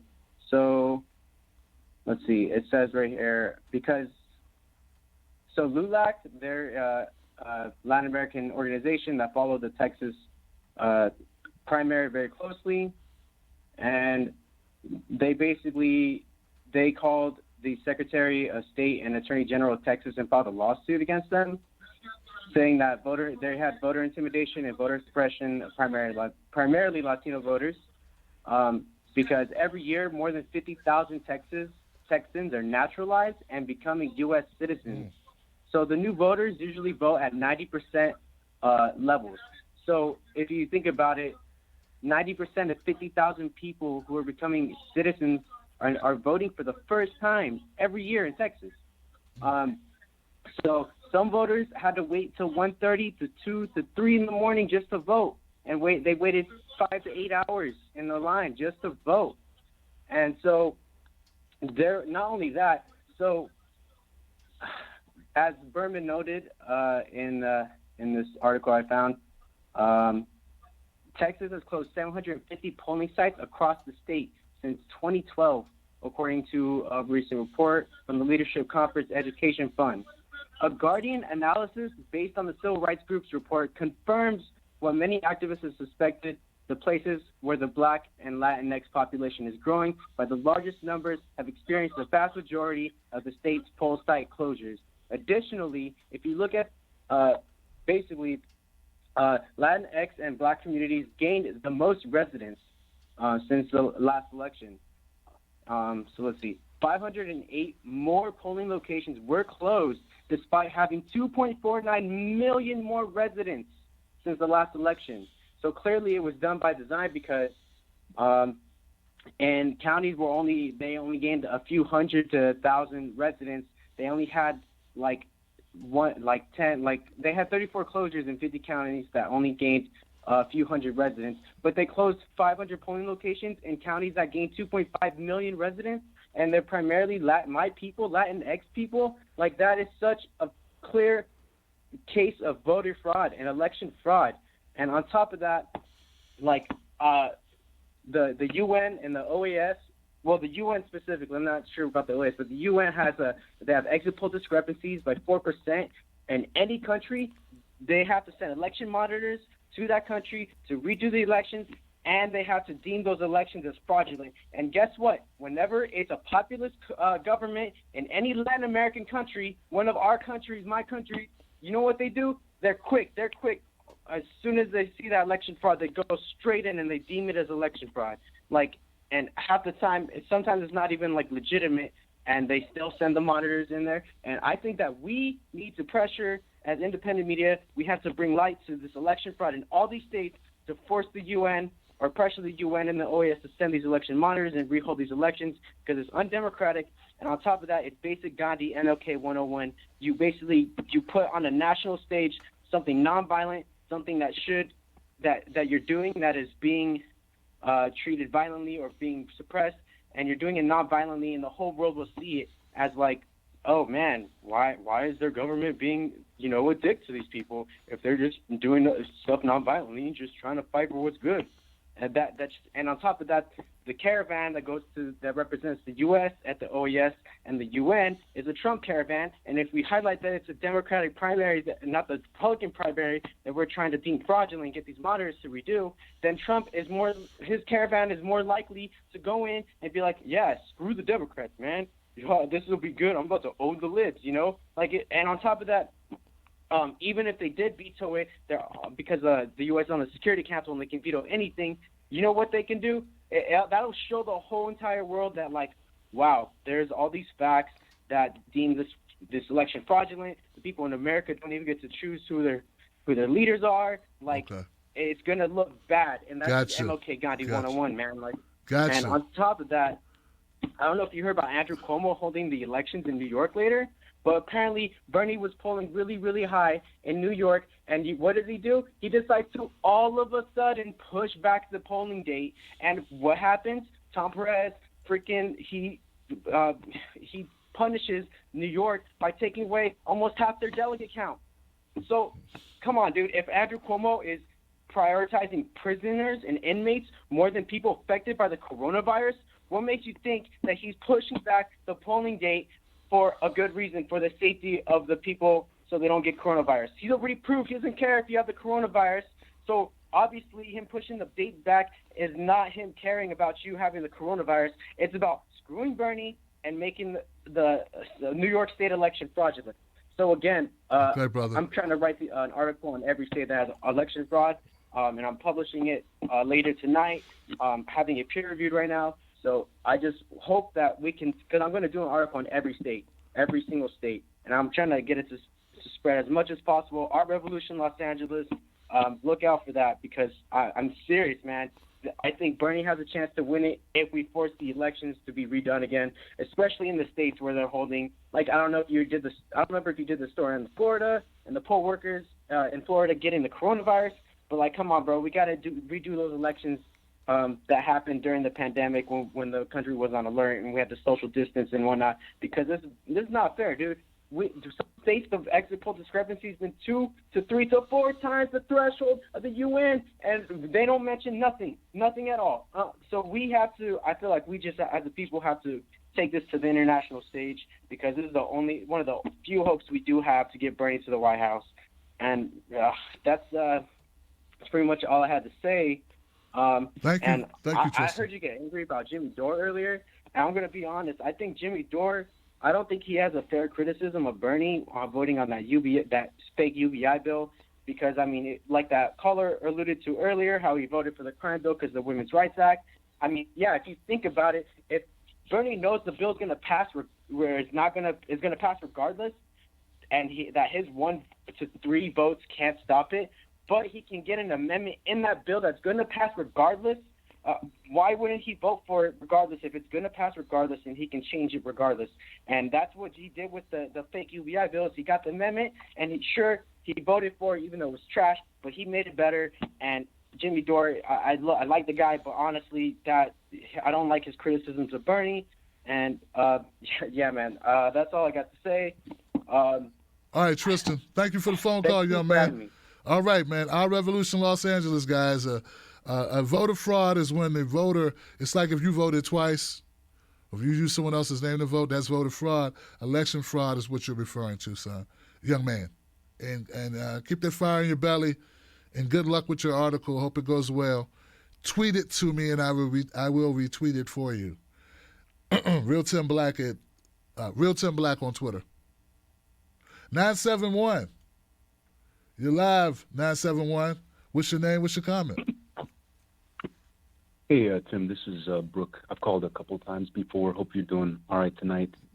Yeah, Brooke, what's up, my friend? I'm doing okay. Oh. The reason I'm calling, I guess I was listening to the earlier conversations, and I'll try to make this brief, but I'm more concerned about sort of building some kind of coalition, like unity, something that's a little bit more towards drawing the numbers, because we're going to need the audience, we're going to need the coalition, we're going to need some of the listeners of the other people mentioned and so on and so forth. I love your show, obviously. I agree with 99% of what you say and all that, but at the same time, we need numbers, right? In order to make the changes, obviously, it would be nice if we could have an American left coalition or, a progressive left, something that's more local to the states. And I also wonder if maybe the biggest hurdle is the Democratic Party, because the party just has, like what they did with Ellison, like you said before, what they've done to Bernie, what they've done multiple times across the country in local elections. Mm-hmm. I wonder if maybe, we need to do something a little bit outside of the Democratic Party. Obviously there's a Green Party. Unfortunately, not enough people are taking it as seriously as would be nice. But I just wanted to get your thoughts on that and building a coalition around the issues, like Medicare and the environment and all the things that we agree on, instead of, personalities which come and go. That was it. Thank you. All right. Thank you for the phone call. Yeah. God, man, why'd you throw the personality stuff? Everybody has personalities.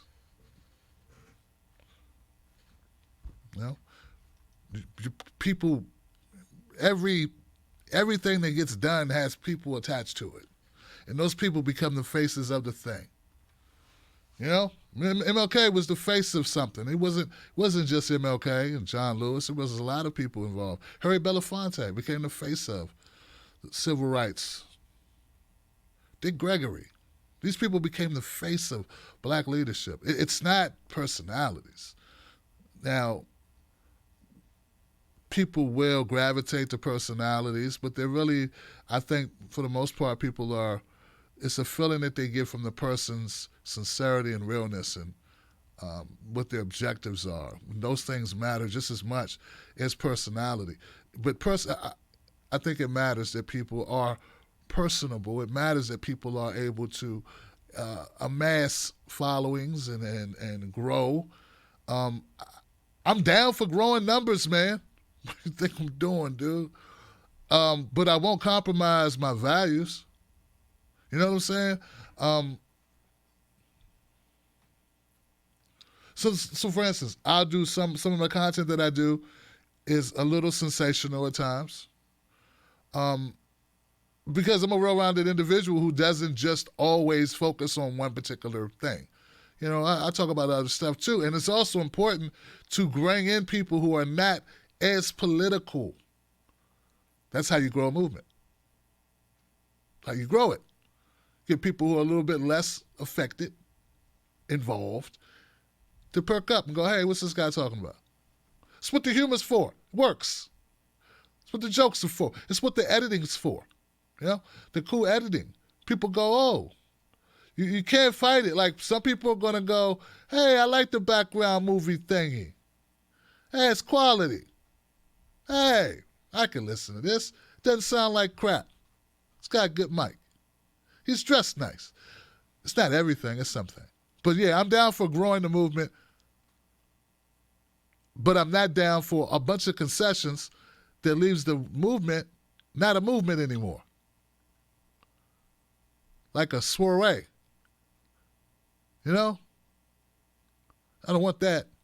So, but yeah, I feel you, man. 423, you're live on TB Tuesdays. What's your name? What's your comment? Hey, Tim, it's Nikki Johnsonette from Ohio. Hey, Nikki, what's on your mind? Well, I have a few things, but first, your eye patch guy. His name is Dan Crenshaw. There you go. I heard you talking about him earlier.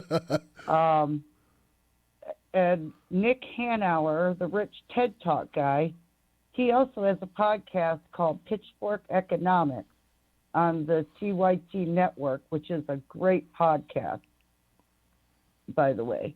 And then I wanted to address what the one caller had mentioned about Cenk. Now, before you jump on me, hear me out. Cenk and TYT are on a lot of platforms No, now. get the hell out. No, I'm joking. Go ahead. What? Nothing. I'm joking. Go ahead. Oh, so he did have to tone it down. And his campaign, they raked him hard over the coals. Not only did they go after him, but they went after his family, the network. They even put out a video saying that he approves of bestiality. So he's hurting a little bit right now, and he's licking his wounds, but I think he's still good. You know, he still has a lot of strength and power in him, and I think he can still do a good job. They went after his family. Hold on a second. Hold on, Nikki. They went after his family? Oh, yeah. I didn't know went that. after everything. Wow. What'd they say? I mean, just that smeared his bestiality family? video was way over the line. Oh, God. Yeah. And then I needed, if somebody, or if you know it even, would be great, some clarification on this stimulus, because I have heard so many different opinions or positions. What I basically am trying to find out is if my daughter, who is on Social Security disability and hasn't worked, if she files a return, which I didn't even know you could file a return for zero, would she be eligible for this check? Yes. Really? Yes. Oh, wow. Okay. Yes. Oh, wonderful. I love hearing the right words. Because she could really use it, all the things that cost more now that you're sequestered in your home, delivery charges and things to order stuff. It gets hard when you only make less than $800 a month. Yes. But, I love you, Tim. And I listen to you. I listen to TYT. I listen to the Rising Show in the morning with Crystal and Sagar. So I want to make sure all of us as progressives stop infighting, because that's what they want. They want us to pick apart each other and throw our entrails out into the road, because that way they know they've got us down. And we can't let that happen. We have to keep fighting for what we believe in and our values. So at that, I'm going to leave you with one last reminder about don't ask your doctor for hydroxychloroquine. That was me the other day calling about that. The shortages are real. I've got friends now whose families are hitting them up for their pills. So if you don't need it, don't ask for it. You'll get it if you get the disease. It's not going to help you prophylactically. But you keep rocking on, Tim, and keep that wolf pack roaring, and I'll still be out here listening. I love you very much, man. Thank you, Nikki. I appreciate it, Johnson. Have a great one, and stay safe. Don't you let these pesky German people come around you. Just kick them off. And get back. Say hi from over there. Just wave from over there. I told my mom, man, my stepdad, I said, hey, don't let them in the house, man. No. You come in. Screw that. You want to see me? Hey, you got a phone? You got a phone? Okay, cool. Here you go. Here goes the number. Look, you see me. See? 347. You're live. TB Tuesdays. What's your name? What's your comment?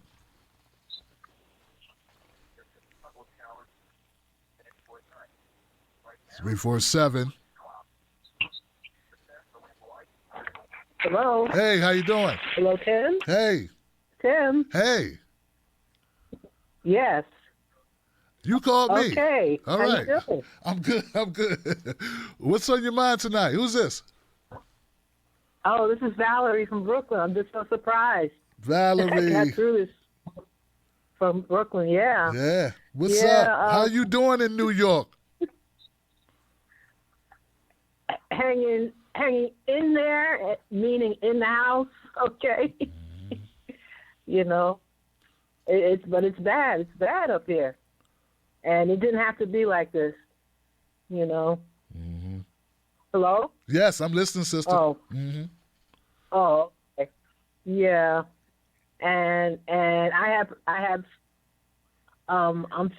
have physical conditions too, so I'm high risk. But I'm hanging in there. But I of course I listen to you. I like your upbeatness. Got a little angry. I got a little angry tonight, Valerie. Yeah. Yeah. Yeah. Not good, right? Not good to get angry like that, right? It happens, and it's hey, it's keeping it real, right? Yeah. Yeah. And, don't have a heart I attack. think spot on with this criticism of AOC, and it's like, I will be darned if I will let Neera Tanden interpret what, and to me, what AOC, why she did this and why she did that, because that's all that article was about. They interpreting them to you. Now, see, I've been through that. I've been through that on when I was working, right? I could go in and say good morning to people, and the haters in there would be saying, she didn't mean that. What's wrong with her? You know, because that's what they tried to stir up, to have everybody else hate. You know, haters love to have other people hating with them. Okay, they're not satisfied until they do. 90 seconds. That's a hateful group of people. Okay, so you don't let other people interpret someone else. You know, you come to some place new or whatever, you know, you could, and usually there's people going to be in your ear about this other person on the job or this other person, this and that and the other. And I just, you know, I listen, I make no comments, and I watch. Okay, and usually the people that do all the talking 60 about seconds. someone else, and they're this and they're that, and you see what she said, and they got something to say about everything else somebody else has said or done. They're usually trying to use you. Okay, they're usually trying to use you. But I did have one thing in mind that's come to me, and I think about there's a missed opportunity here with Bernie. Unfortunately, you know, the left is looking, you know, the people, the movement, which is the people, they're like, what are we going to do? What can we do? What are we going to do? They want to do something, obviously. And you hear, you know, I'm hearing about these strikes going on. 10 seconds. Unfortunately, without stronger leadership, you know, I don't have a lot of hope that will come to much. They've got to get some leadership, some strong leadership.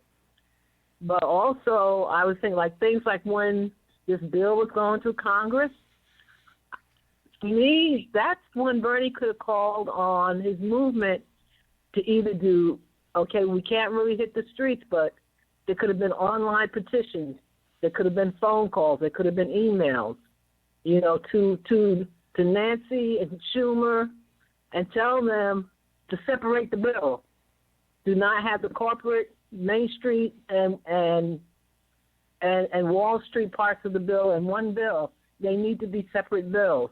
Demand that, you know, and at least they could have gotten, one, they would know for sure that we were watching them, and two, make it a threat. You know, if you don't separate the bill, you're not getting in. Okay, we're not going to be voting you back. And, of course, Schumer is from my state. He's my senator.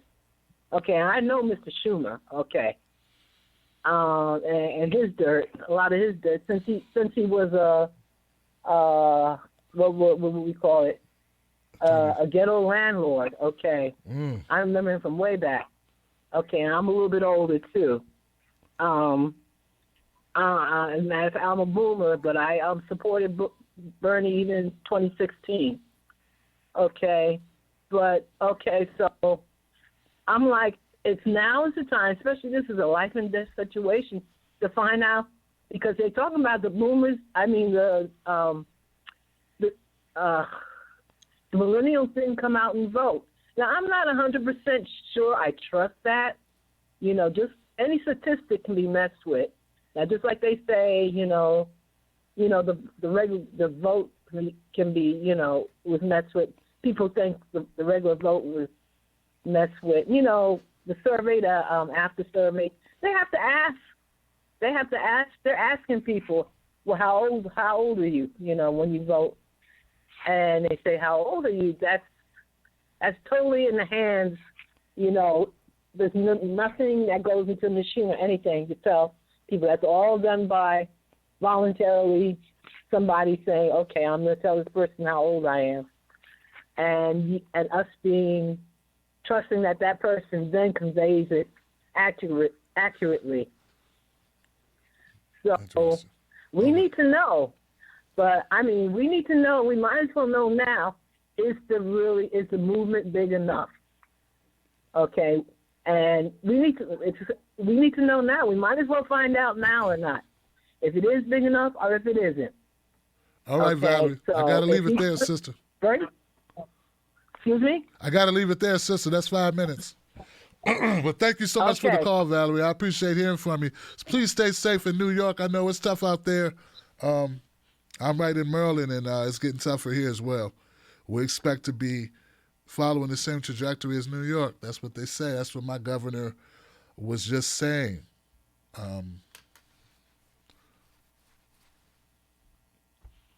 So, 330, you're live, Freedom. You're live, 330. What's your name? What's your comment? Hi, I'm John. Hey, John. Talk to me. How you doing, man? I'm good, man. What's on your mind? I have a very serious thing going on here in my little town. I live in Ohio. And even though our governor, stopped the primaries and he's closed everything down, my wife's shop is still working.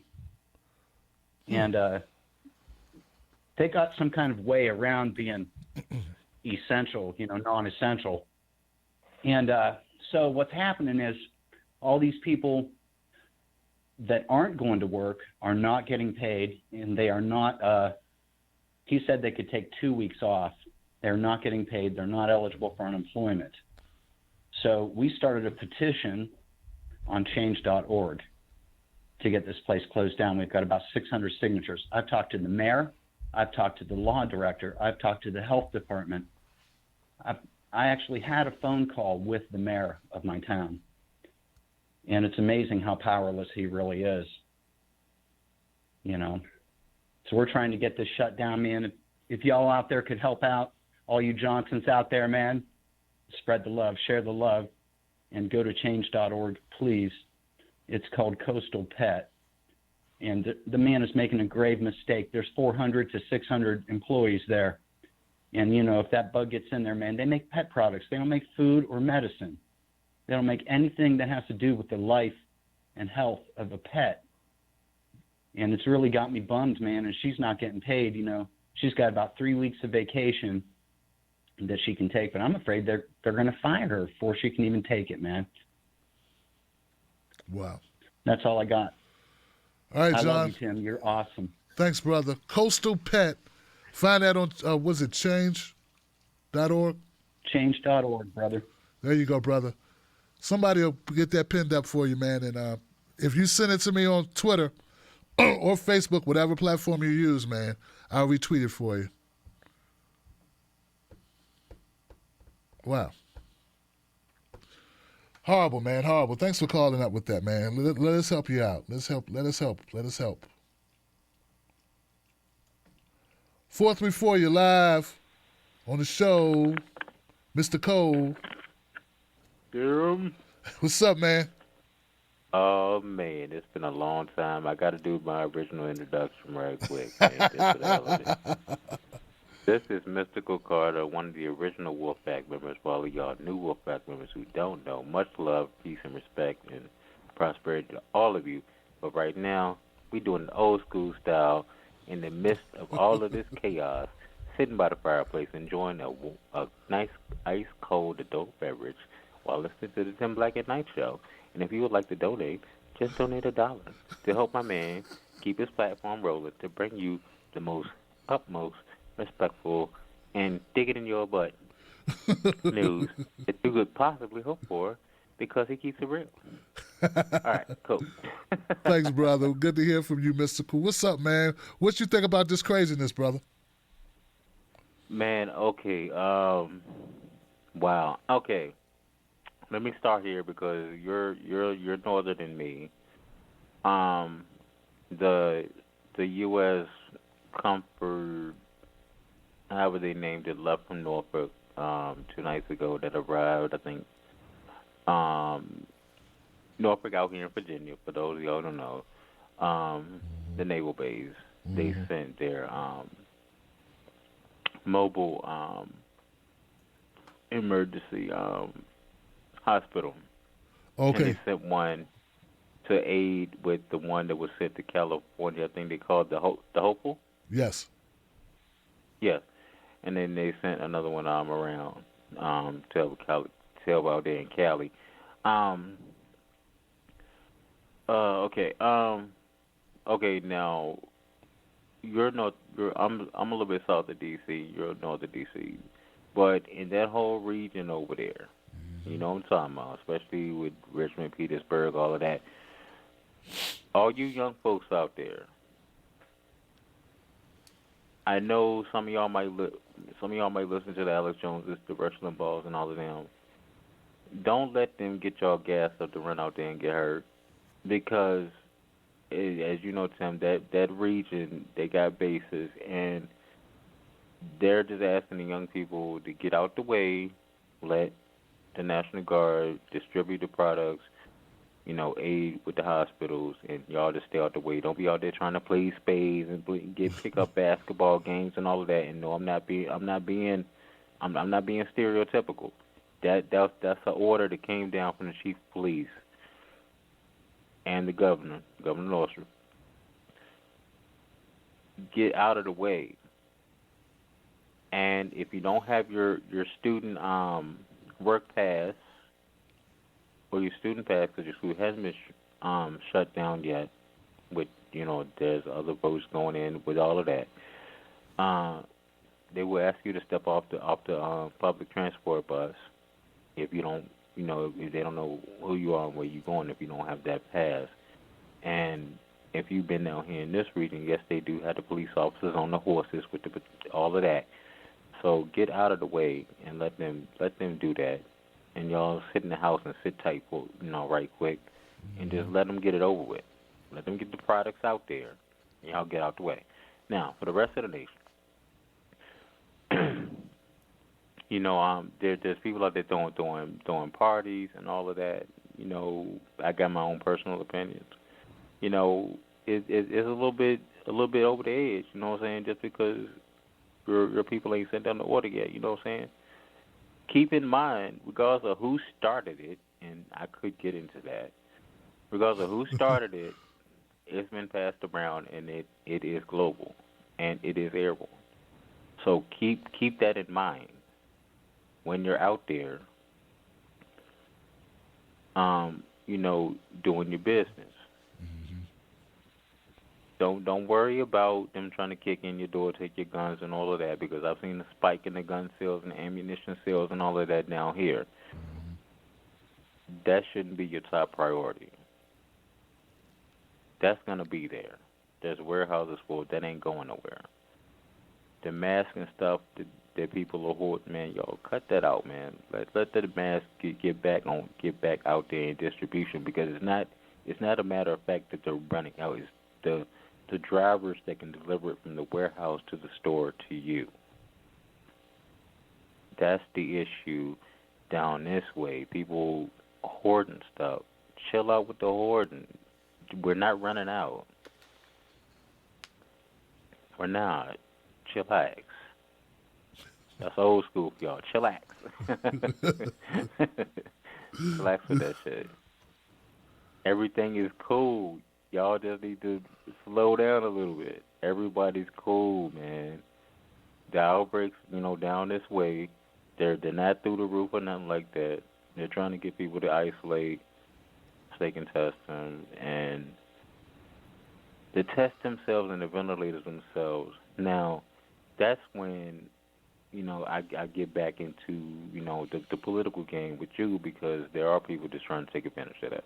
There's people getting busted with garage full of masks and stuff. Communities up there, even the Jewish community up there in New York got busted with a house full of masks. What? Like, yo, for what? I didn't know that. Give them out there to the people that need them. You're not gonna be able to price gouge at your corner store. No, you're busted. Give them up. Keep what you need for your family. Get arrested. Like, come on, man. Like that's ridiculous. Because I don't think people are taking it as serious as it is. And like, I ain't trying to scare nobody. I'm just saying. Wow. Hey, man. People, be mindful, man. Be mindful. There's been things that got out of hand before. Look through history. There's been things that got out of hand before. We don't want to go down that road. No, we don't. We don't. All right, No, we Mystical, don't. man. I got to keep it moving, man. But as always, All right, brother, cool. very cool to speak to you, man. I'm glad I picked You you too, up. brother. I'm glad yeah, man. I'm glad I decided, hey, maybe Mystical wants to talk tonight. So Mystical, because he'll just dial in and listen to the show. So I'm glad I picked you up, man. And old times, brother, old times. 425, you're live, TB Tuesdays. What's your name? What's your comment?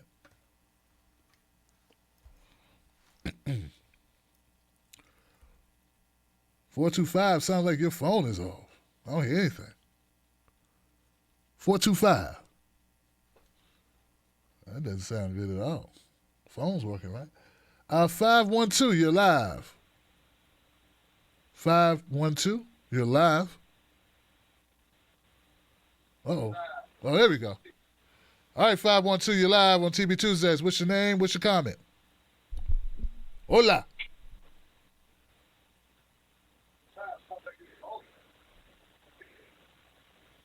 Five 1-2. All right, people. I'm about to go.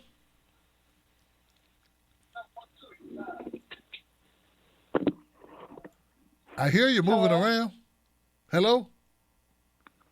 Hello, hi. This is Sophia from Texas. All right. All right, Sophia. What's on your mind tonight, Sophia? I just wanted to kind of mention, how you were talking about all this Bernie hate.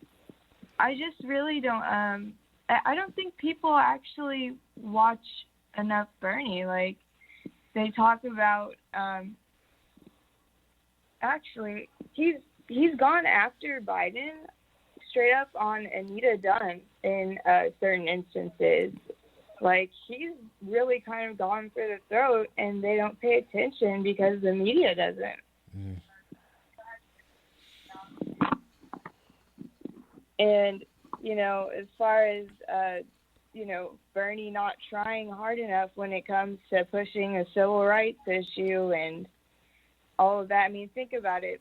If Biden has all of these people from the Congressional Black Caucus lined up behind him, what's Bernie going to do if he tries to call Biden out on that? And he's got all of these different people that can just, he doesn't know what to do. I mean, remember when Reverend Lewis tried to act like he never saw Bernie during the Civil Rights Movement and, started talking about knowing the Clintons, though. What do they expect Bernie to do? Everything. Everything. And if he doesn't, he's a weak. Sellers. I swear to God, you've got Bakari Sellers out there on CNN laughing about Bernie marching with King. Just ha ha ha ha ha. Like a little kid. what is Bernie supposed to do? I mean, now that he's got Reverend Jackson behind him, where is where's the media? Where's any reporting on that? They reported on it for like a 10-minute segment for 1 day? Yeah.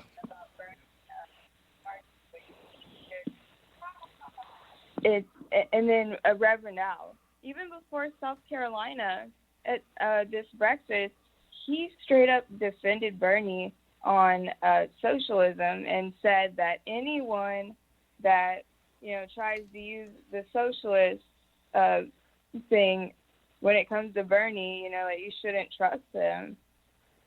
And that's calling out a lot of people in that one statement. Yeah. And it really made me think, because how Reverend Jackson and Reverend Al, a lot of the good they've done is actually get media attention for their causes, to get people to pay attention. And after all this time of being, the microphones are all out most of the time when they're doing anything that doesn't, mess with their income stream, excuse me. And it just goes to show that, you're only cared about any sort of good you've done. It just doesn't matter unless you toe the party line. Like, look at Reverend Dr. Barber. They act like he's non-existent, like he's just some sort of, nobody. And then, but Clyburn is the civil rights leader. Nobody, Jesse can't, he can't surmount him. Jesse's just, some scrub. Mm-hmm. And it's amazing. And people just don't understand that when it comes to stuff like that, like identity politics, when it gets abused, I think they've just perfected this way to box Bernie in, and he's just, very powerless, and they should really take, a lot of this spin into account. All right. Well, look, Sophia, thank you so much for the call. I appreciate you. And thanks for listening. Thanks for being here. Yeah, it's a tough route, man. Yeah, let's not bash the system. Let's bash Bernie. Yeah, let's not bash the democratic process that's rigged against him, as we all know. Let's go after him. He's the problem. Yeah, it's his fault.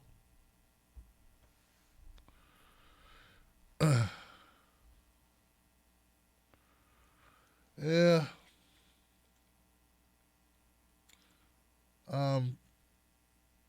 5. Let me see. We're 5-7.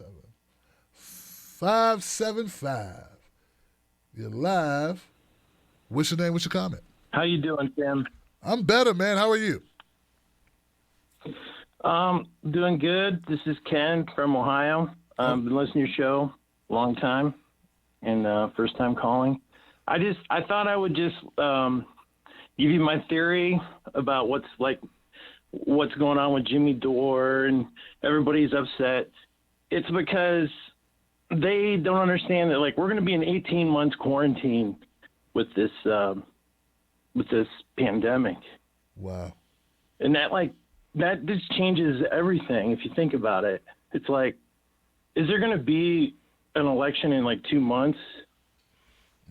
When there's probably 1 million people dead. I know they're saying 200,000, but that's not what this is going to be. Like Italy, just repeated over and over again for every large city. At least that's my opinion. I mean, I could totally be wrong, but I think if you think about it, if we're even in a year in quarantine, this economy and capitalism, it doesn't even matter anymore. So, what are they going to do? What do you think they're going to do? I don't know, friend. I don't know. I mean, that's pretty scary thought. When you say they, who you talking about? What are they gonna do? Who is they? You mean the people or the politicians? Well, I mean, who? We live in a plutocracy. I mean, like the top 19%, they run the show. I mean, and they're in control of all this. They were never going to let Bernie win. I mean, that's obvious to me now, at least. And like, so now that capitalism is done, it's done for. They're trying to figure out how can we maintain our power control when they use capitalism to control everybody. But how can you have capitalism if nobody can work? Like 80% are going to be in quarantine for at least probably 18 months. I mean, gracious. I don't see how what's going to happen. I mean, wow, man, 18 months, huh? I mean, and then if you want to know, just type in on Google 18 months quarantine, and you'll just get a long list of people talking about it. They're talking about this in other countries. In America, they're slow rolling it because as soon as they announce it, the Americans are going to flip because you can't come out of quarantine until there's a vaccine, or it'll just keep rolling on like over and over again. Wow. But yeah, that's pretty much what I had to say about it. But I think Jimmy Dore and everyone, they're mad at Bernie for signing off on that $4.5 trillion gift. He was mad at him before that. Or whatever. He was mad at him before that. He's mad at him for everything. He's mad at him for waking up in the morning.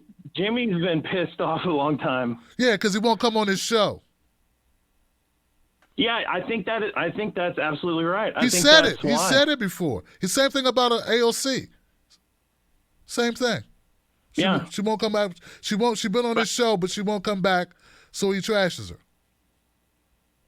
Well, I think Bernie is a lot smarter than what everybody's giving him credit for, because when I heard Bernie do that, remember when they recorded him saying, I don't have, I'm dealing with a motherfucking, or whatever he said, I don't have fucking time for this. That's what he said. Yeah. And I listened to that when it first came out, and I was like, whoa, Bernie's afraid. Like, he sounded really scared. And I'm like, why would Bernie be scared if it's just like a 2-week thing? Because that's what they were saying. Oh, we're going to shut down for 2 weeks. And then that's when I found out it was 18 months, because I was doing some research on it. And I was like, holy shit, 18 months? That's crazy. You're the first person I know. No wonder Bernie's afraid. Ken, you're the first person to say 18 months that I've heard, brother. Where do you get that number from, brother? That's a long-ass time, man. Just Google 18 months quarantine. And you have New York Times. Okay. You got all these, they're talking about it, but they're not talking about it on mainstream media. And that's where everybody gets their information. All these normies, that's where they get it. Damn.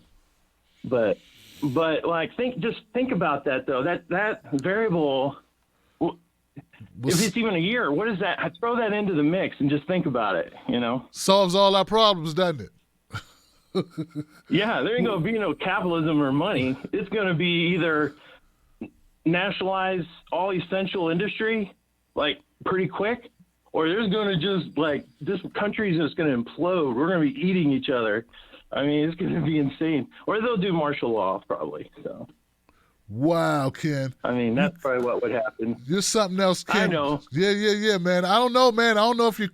I don't think you're crazy. Thanks, Ken, for the call, man.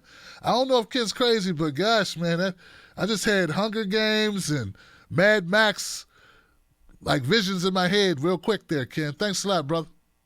But no, I mean, I had to sit my kids down and tell them, man, going outside can kill you. And then you can bring it in here and kill us. Had to have a real heart-to-heart. Talk to your kids, man. My son's 11. I'd tell him, man, hey, you're old enough to understand. Dad wants to be around. I can't have you know. Tell Dirk to don't open the door. Tell Dirk through the door. I told him 3 times, no company, no inside. No inside. So yeah. What happened to? Oh, that person's gone. Oh no, there you go. 307. You're live on TB Tuesdays. What's your name? What's your comment? My name's Justin from Wyoming. Can you hear me? I hear you, Justin. What's on your mind, Just? Right on. Hey, I want to take a second to unify y'all. I hear it all the time. People want to be unified, and we got some unity out here. It's just not the right kind. Anyway, look, here's my take on this. Y'all are socialists, and I'm going to tell you why. You're either a socialist or you're an anti-socialist, defined by specific agendas. Socialist, defined by elevating everyone as a self-interest. That is an old school, thousands of year old Northern European Norse belief that you're only as strong as the weakest link in your society. And every single time society breaks down, it's because we cannibalize society itself that elevates one another. Now, what is anti-socialist? Well, in its agenda, defined by the attempt to sterilize society. Now, that's my mind. Obviously, I'm just bringing my own perspective on this. But look, that's what these people are doing, and they're laughing at you. You talk about 1,700 families controlling all the wealth. You talk about the wealth inequality in this country. They're laughing at you. They think this is great fun to watch progressives cannibalize one another and bite each other on the ankles while they take all your money, all of it. It's going away. Now, I've got a couple answers. I know that's a lot, but I don't want to take up too much of your time. I've been listening, and I love your call in, and I love your show, Tim. And look, one storm doesn't define the climate, and one person doesn't define the culture. And if we want a positive culture of supporting one another, we're going to have to figure this out. We're going to have to say, look, we don't need it to be Bernie. He ain't pretty. We're not after him because of that. It's not his personality. It's his agenda. He supports this agenda. Now, the other thing is what's capitalism going to do next? Capitalism isn't going to stop. Capitalism changes, and it changes the markets. And you don't want to be around when capitalism says, oh, well, we're going to start criminalizing poverty to an extreme level. We're going to start making our money on look, you want to be homeless because it's your fault? Okay, we're going to throw you in jail. We're going to start making money on you. We do not want capitalism to make that kind of change. It's not going to go away. Okay, in the immortal words of Eddie Murphy, I don't know who said this, but money don't crack. That's just how it is. Now, why are you all socialists? Let me tell you. When I was a young man, I knew I could take from you what I want. And I knew there were some of you that couldn't. You're a big dude, man. You're big, right? At some point, and there's a female version of this, we all have to bow our heads and say, yes, I'm going to go to work. I'm going to contribute. I'm going to raise good people in this country, and I'm going to be part of it, right? And the other side of that is when you don't have that kind of hyperbolic, aggressive ability, natural ability or otherwise, you rely on society to protect you from me. You need it. And these neoliberals have forgotten that. They have forgotten that they need society to protect them from me, or I'm going to grab my axe and I'm going to go take what I want if they keep cannibalizing the social network. If they keep cannibalizing what we got, keeping people up off the ground, elevating one another for their own self-interest, somebody's going to split their face with an axe. That's how anti-society collapses. So, look, man, that's my take. That's from the Continental Divide, yo. So keep doing what you're doing, and, thank you for taking my call. All right, Justin, man, you got me a little confused as to who you were talking to, or who was who you were ripping, or what you were ripping. Some people said you on the ganja, the wacky weed, something. Which is, I got no problem with that. It's just, you're on the phone and you're calling. But like I'm trying to I was kind of like don't get it. Maybe some people get it. I don't know. But you're saying the part I find interesting is you said you don't think capitalism will go away. Dude, they already criminalized poverty. That's what our jail system is. It's hard to find a rich person in jail, sir. What do you think that is? Why do you think everybody in jail, most of them look like me? It's not just because they look like me, it's because they're poor. And it just happens to be pretty much the same thing in America. So we've already criminalized poverty. It's called bail. Can't make it. It's called plea deal. Can't have an adequate defense because you can't hire a good lawyer. Right? So that I disagree with you on. But I want to say I agree, but I can't because I'm not really sure who you were talking to. Guess I should have jumped in and cut you off and asked you more questions. But I like to make sure people know what they're talking about. I don't want to make it a convo, like where it's on me to answer your questions. It's not an interview, you know what I'm saying? But I feel you, man. I mean, I'm glad you listened to the show. Thanks for calling in. Maybe I just missed it. You know what I'm saying? Maybe someone else gets it. Could be me, man. Blame it on me. Hey, what the hell? We blame Bernie. The sun rose. That damn Bernie. Letting the sun rise. That damn Bernie. Everybody's calling AOC a piece of crap. They weren't saying that when she endorsed him and saved his campaign. They weren't saying that then. They were like, yay! Yay! You know? Two-faced mofo. Like, all right, you dislike this thing, okay.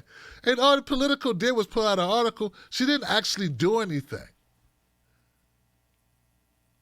Maybe they're just trying to get rid of her, Johnson. And they want you to hate her. You ever thought that maybe that's all it is? And maybe some people aren't as good actors as you think they are. Maybe they're bad actors. You never know. Hey, man, they called Tom Perez. Tom Perez was home. I think he lived in Virginia or Maryland, like in my state. I think he does. Tom Perez was outside smoking cigars, working the grill. His wife said, "Hey, Tom, what is it?" "I'm working the grill." "These steaks are cooking too quick." Tom Perez talks like he's got a bag full of marbles in his throat. It's Barack. Hey, it's Barack. Hey, Tom. How the hell you doing, Tom? Hey, listen. I'm going to need you to go ahead and let that food burn and get your ass down there and take over the DNC. "Oh, Barack, I'm busy. I'm enjoying my life. I'm out here doing my life, living my life. I don't want to go back to D.C. I hate D.C. I really like to. Well, sounds like you're telling me no, Tom. Hey, I don't like people to tell me no, Tom. You know that. Yep. So why don't you just go ahead and do what the hell I told you to do, you bald-head bastard, and get your ass on over there and take this job away for Keith Ellison gets it, then he'll have power in the DNC to help Bernie. We can't have that. So, tell your wife I said you're going to go back to work, and or you end up in a black ops site or something. Yeah. All right, I guess I'll go back. 219. You're live. What's your name? What's your comment? It's Reverend Marie, and I forgot what the hell I was calling for already. It's been so long. We've been talking about 18 months. 18 months of what? Good Lord, 18 months. Quit asking Google, quit asking Alexa, quit asking Siri or Dot or whoever it is. My Lord Jesus Christ, only Son of the Father. And then we start talking about a female version of whatever. I don't know what I call to talk about. I really don't. How long have we known that the press or the media has been lying about Bernie? It's been, 4 years? Since 2016, right? Yep. So why today are people still paying attention to these articles? Why are people still paying attention when they say something about anyone that supports Bernie? It's just driving me nuts. And I hear a couple of people have said, Bernie should have done this, or why didn't we know this? But he has been doing live streams, I don't know how many times a week. And when the press was calling him out for being one of the 4 people that was going to hold up that bill, that should have been a clue to all of us that, okay, he has something to say. And we should have started doing it on our own. We don't need for him to tell us to start writing letters and calling people. So, Bernie has done more than enough. I don't know why people aren't, well, we know why people aren't seeing it, but by now you should be looking for it elsewhere. Look to your independent media. And I got to admit, without mentioning the name of he who shall be nameless, when you say that all independent media has to join together, that's starting to sound like vote blue no matter who. We can disagree with people. We can still support one another without having, to really praise one another or say fight nice. As my grandmother used to say, fight nice, as she threw something at us. But the last thing I want to say is I work in healthcare, and I'm probably not going to call in for a while. It is so depressing. People have no idea what it's like in these hospitals and in these. You have no idea what it's like. Yes, we are running out of things because people are hoarding. We are running out of personal protection equipment because they're really holding it back, because it is going to get a lot worse, people. It's going to get a lot worse. Part of the problem is every governor is left to do it on their own. So, I'm still in Indiana. Look at the governors we have. So every governor is making their own rules. That's not going to help. We have to have some sort of a plan. And we don't. And it's just really going to get worse. But I think it was last week or 2 weeks ago, the Wolfpack, we can help. We've been helping each other. We got to help each other out. We have to do what we can do. The guy from Ohio, his, petition he talked about, we got to hold one another up, because it's damn sure our government's not going to do it. It's damn sure other people aren't going to do it. It's just too hard. And I'm a chaplain. So the other day, it was really, I'm not scaring anybody, it was really difficult because I can't go in some of the rooms because of the COVID thing. I am literally with a mask on, shouting from the doorway to people, can I pray for you? Because there was family in the room. That's not being a chaplain. But they wouldn't give me a gown because they have to save the gown for the nurses. And I'm looking at them like it's a paper gown. It's a paper gown. I will go to the dollar store and buy some tablecloth and wrap it around me like a shroud and go in there and pray. And my boss said she'd fire me. But anyhow, it is, so do what you can, even though I just said that. Do what you can. Call your local nursing homes, send a card. If you play the accordion, go play the accordion outside the nursing home so they can hear you. Sing, do something for the people you can do something for. Don't forget to call one another. We are a community. We are going to get through this. If he wants to hide for 18 months, I say let him hide for 18 months. That's okay. But we don't have to hide for 18 months. We're not going to be quarantined that long. Stay away from one another if you can. If your pastor's saying you still have to come to church, find another church, because that's just infecting other people. So a lot of states have exempted churches, which is just, I don't know. But anyhow, love you all. Wolfpack. Bye. Thank you, Rev Marie. I appreciate you so much. I appreciate that. Stay safe, sister. And wow. Courageous lady there. I just want to take a second and just give a big shout out to anybody in the healthcare field who's battling this stuff, who's helping people at this harsh, tremendously harsh, dangerous, tough, soul-crushing, heart-wrenching time for so many people, man. And my hat is off to you, literally and figuratively, and we really appreciate you. We really appreciate you. And not only to our healthcare workers, but anyone who's deemed essential, who has to do some way deal with people, who's doing that, and some of those who would rather not do it, but have to do it, which I think is a lot of people, frankly. I think there are a lot of people who are afraid. I think if you're a medical professional, for instance, you might have feelings like not wanting to get sick. You have reasons to want to be here and take care of your families. And you don't get to just choose not to go to work because you are afraid. So, like, once again, thank you so much. We appreciate you here at the Tim Black Wolfpack, and we respect the hell out of you. Please take all precautions. Take care of yourselves. You matter too. Okay? All right. 336. I'm sorry. I'll be back to 336. First, we got 404. Then we got 617.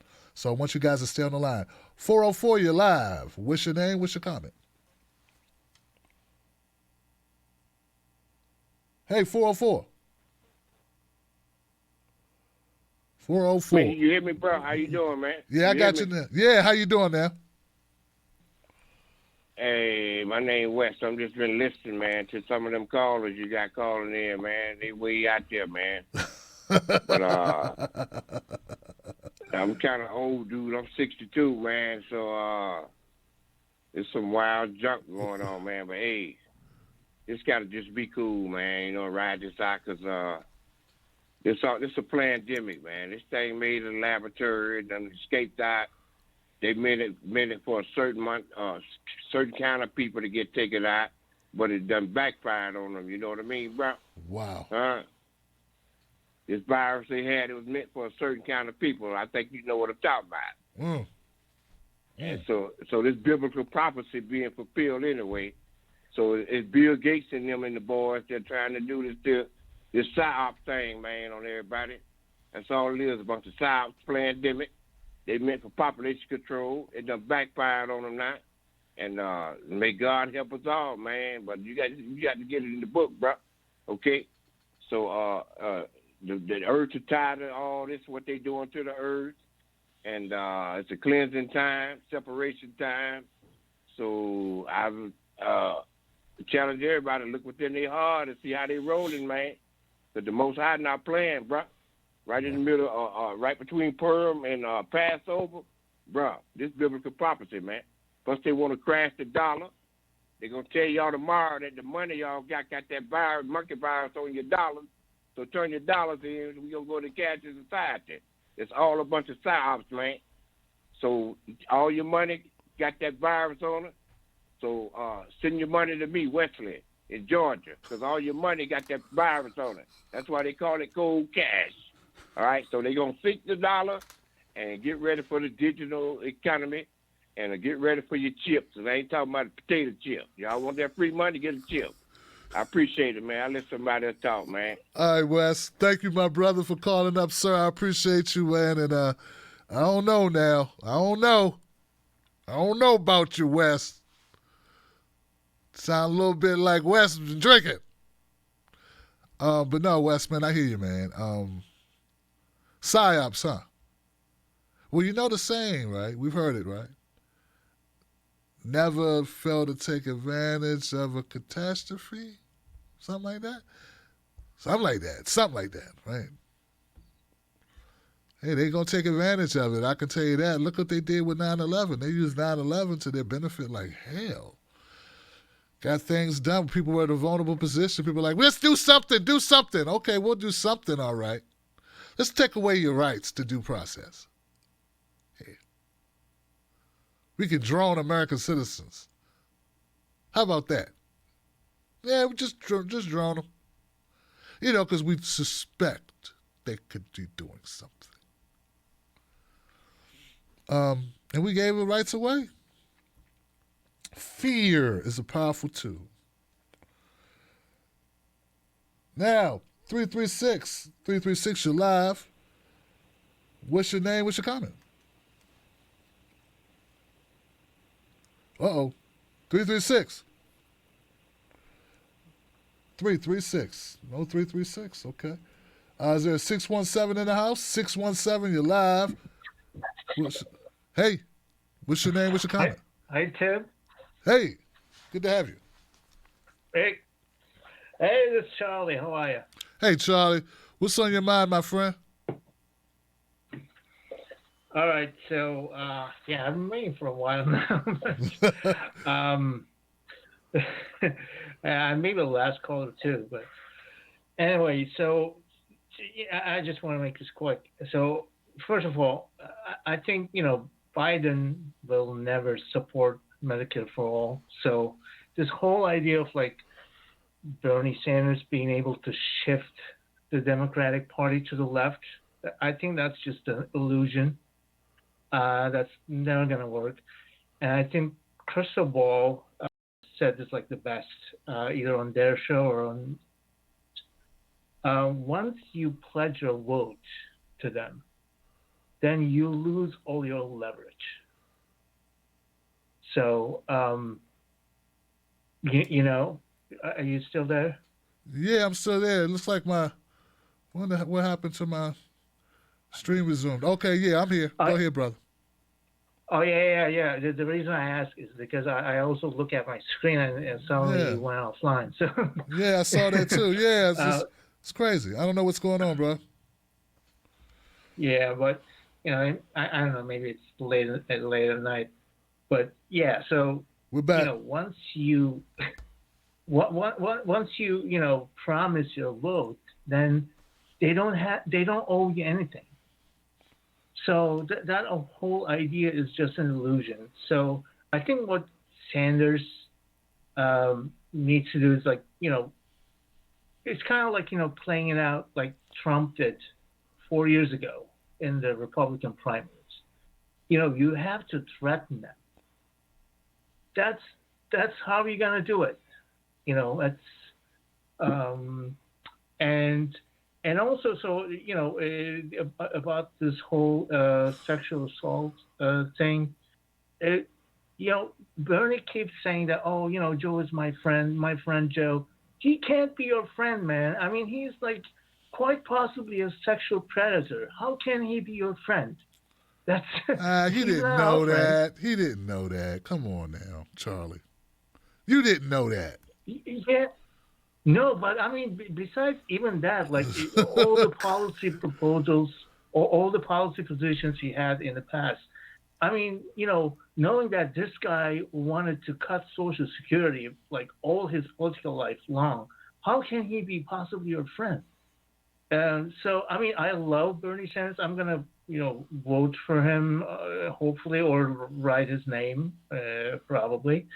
But, he has some politics-related mistakes in his campaign.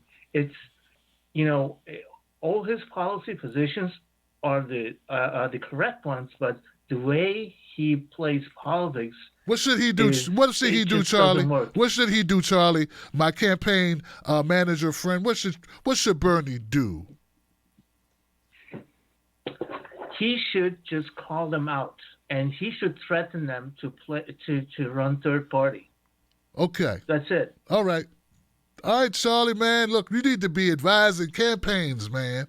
Boy, I tell you, man, you are a genius, Charlie. I love it. Thank you for calling up, man. Everybody's a campaign, manager. I noticed that. It's like everybody, it's like regular people. I don't know what people do for a living, but everybody who criticizes Bernie, and some of them are dog catchers, some of them are arcade enthusiasts, arcade game enthusiasts, really good at Call of Duty, and also they are political geniuses. That's the damnest thing. They are political geniuses. They should train politicians. Charlie and all these other critics of Bernie's campaign skills, they should all link up and form a consultant, open a consultant practice using all of their vast political experience, and just hang out this shingle, man. Yeah, you guys should go into business. You guys have such a vast repository, or suppository probably be a better word, of all the types of political advice the campaign should use from your vast experience of working on campaigns. You guys are amazing. Yeah, you should team up with the jagoff comedian and that other guy who just so happened to endorse Tulsi. Like, no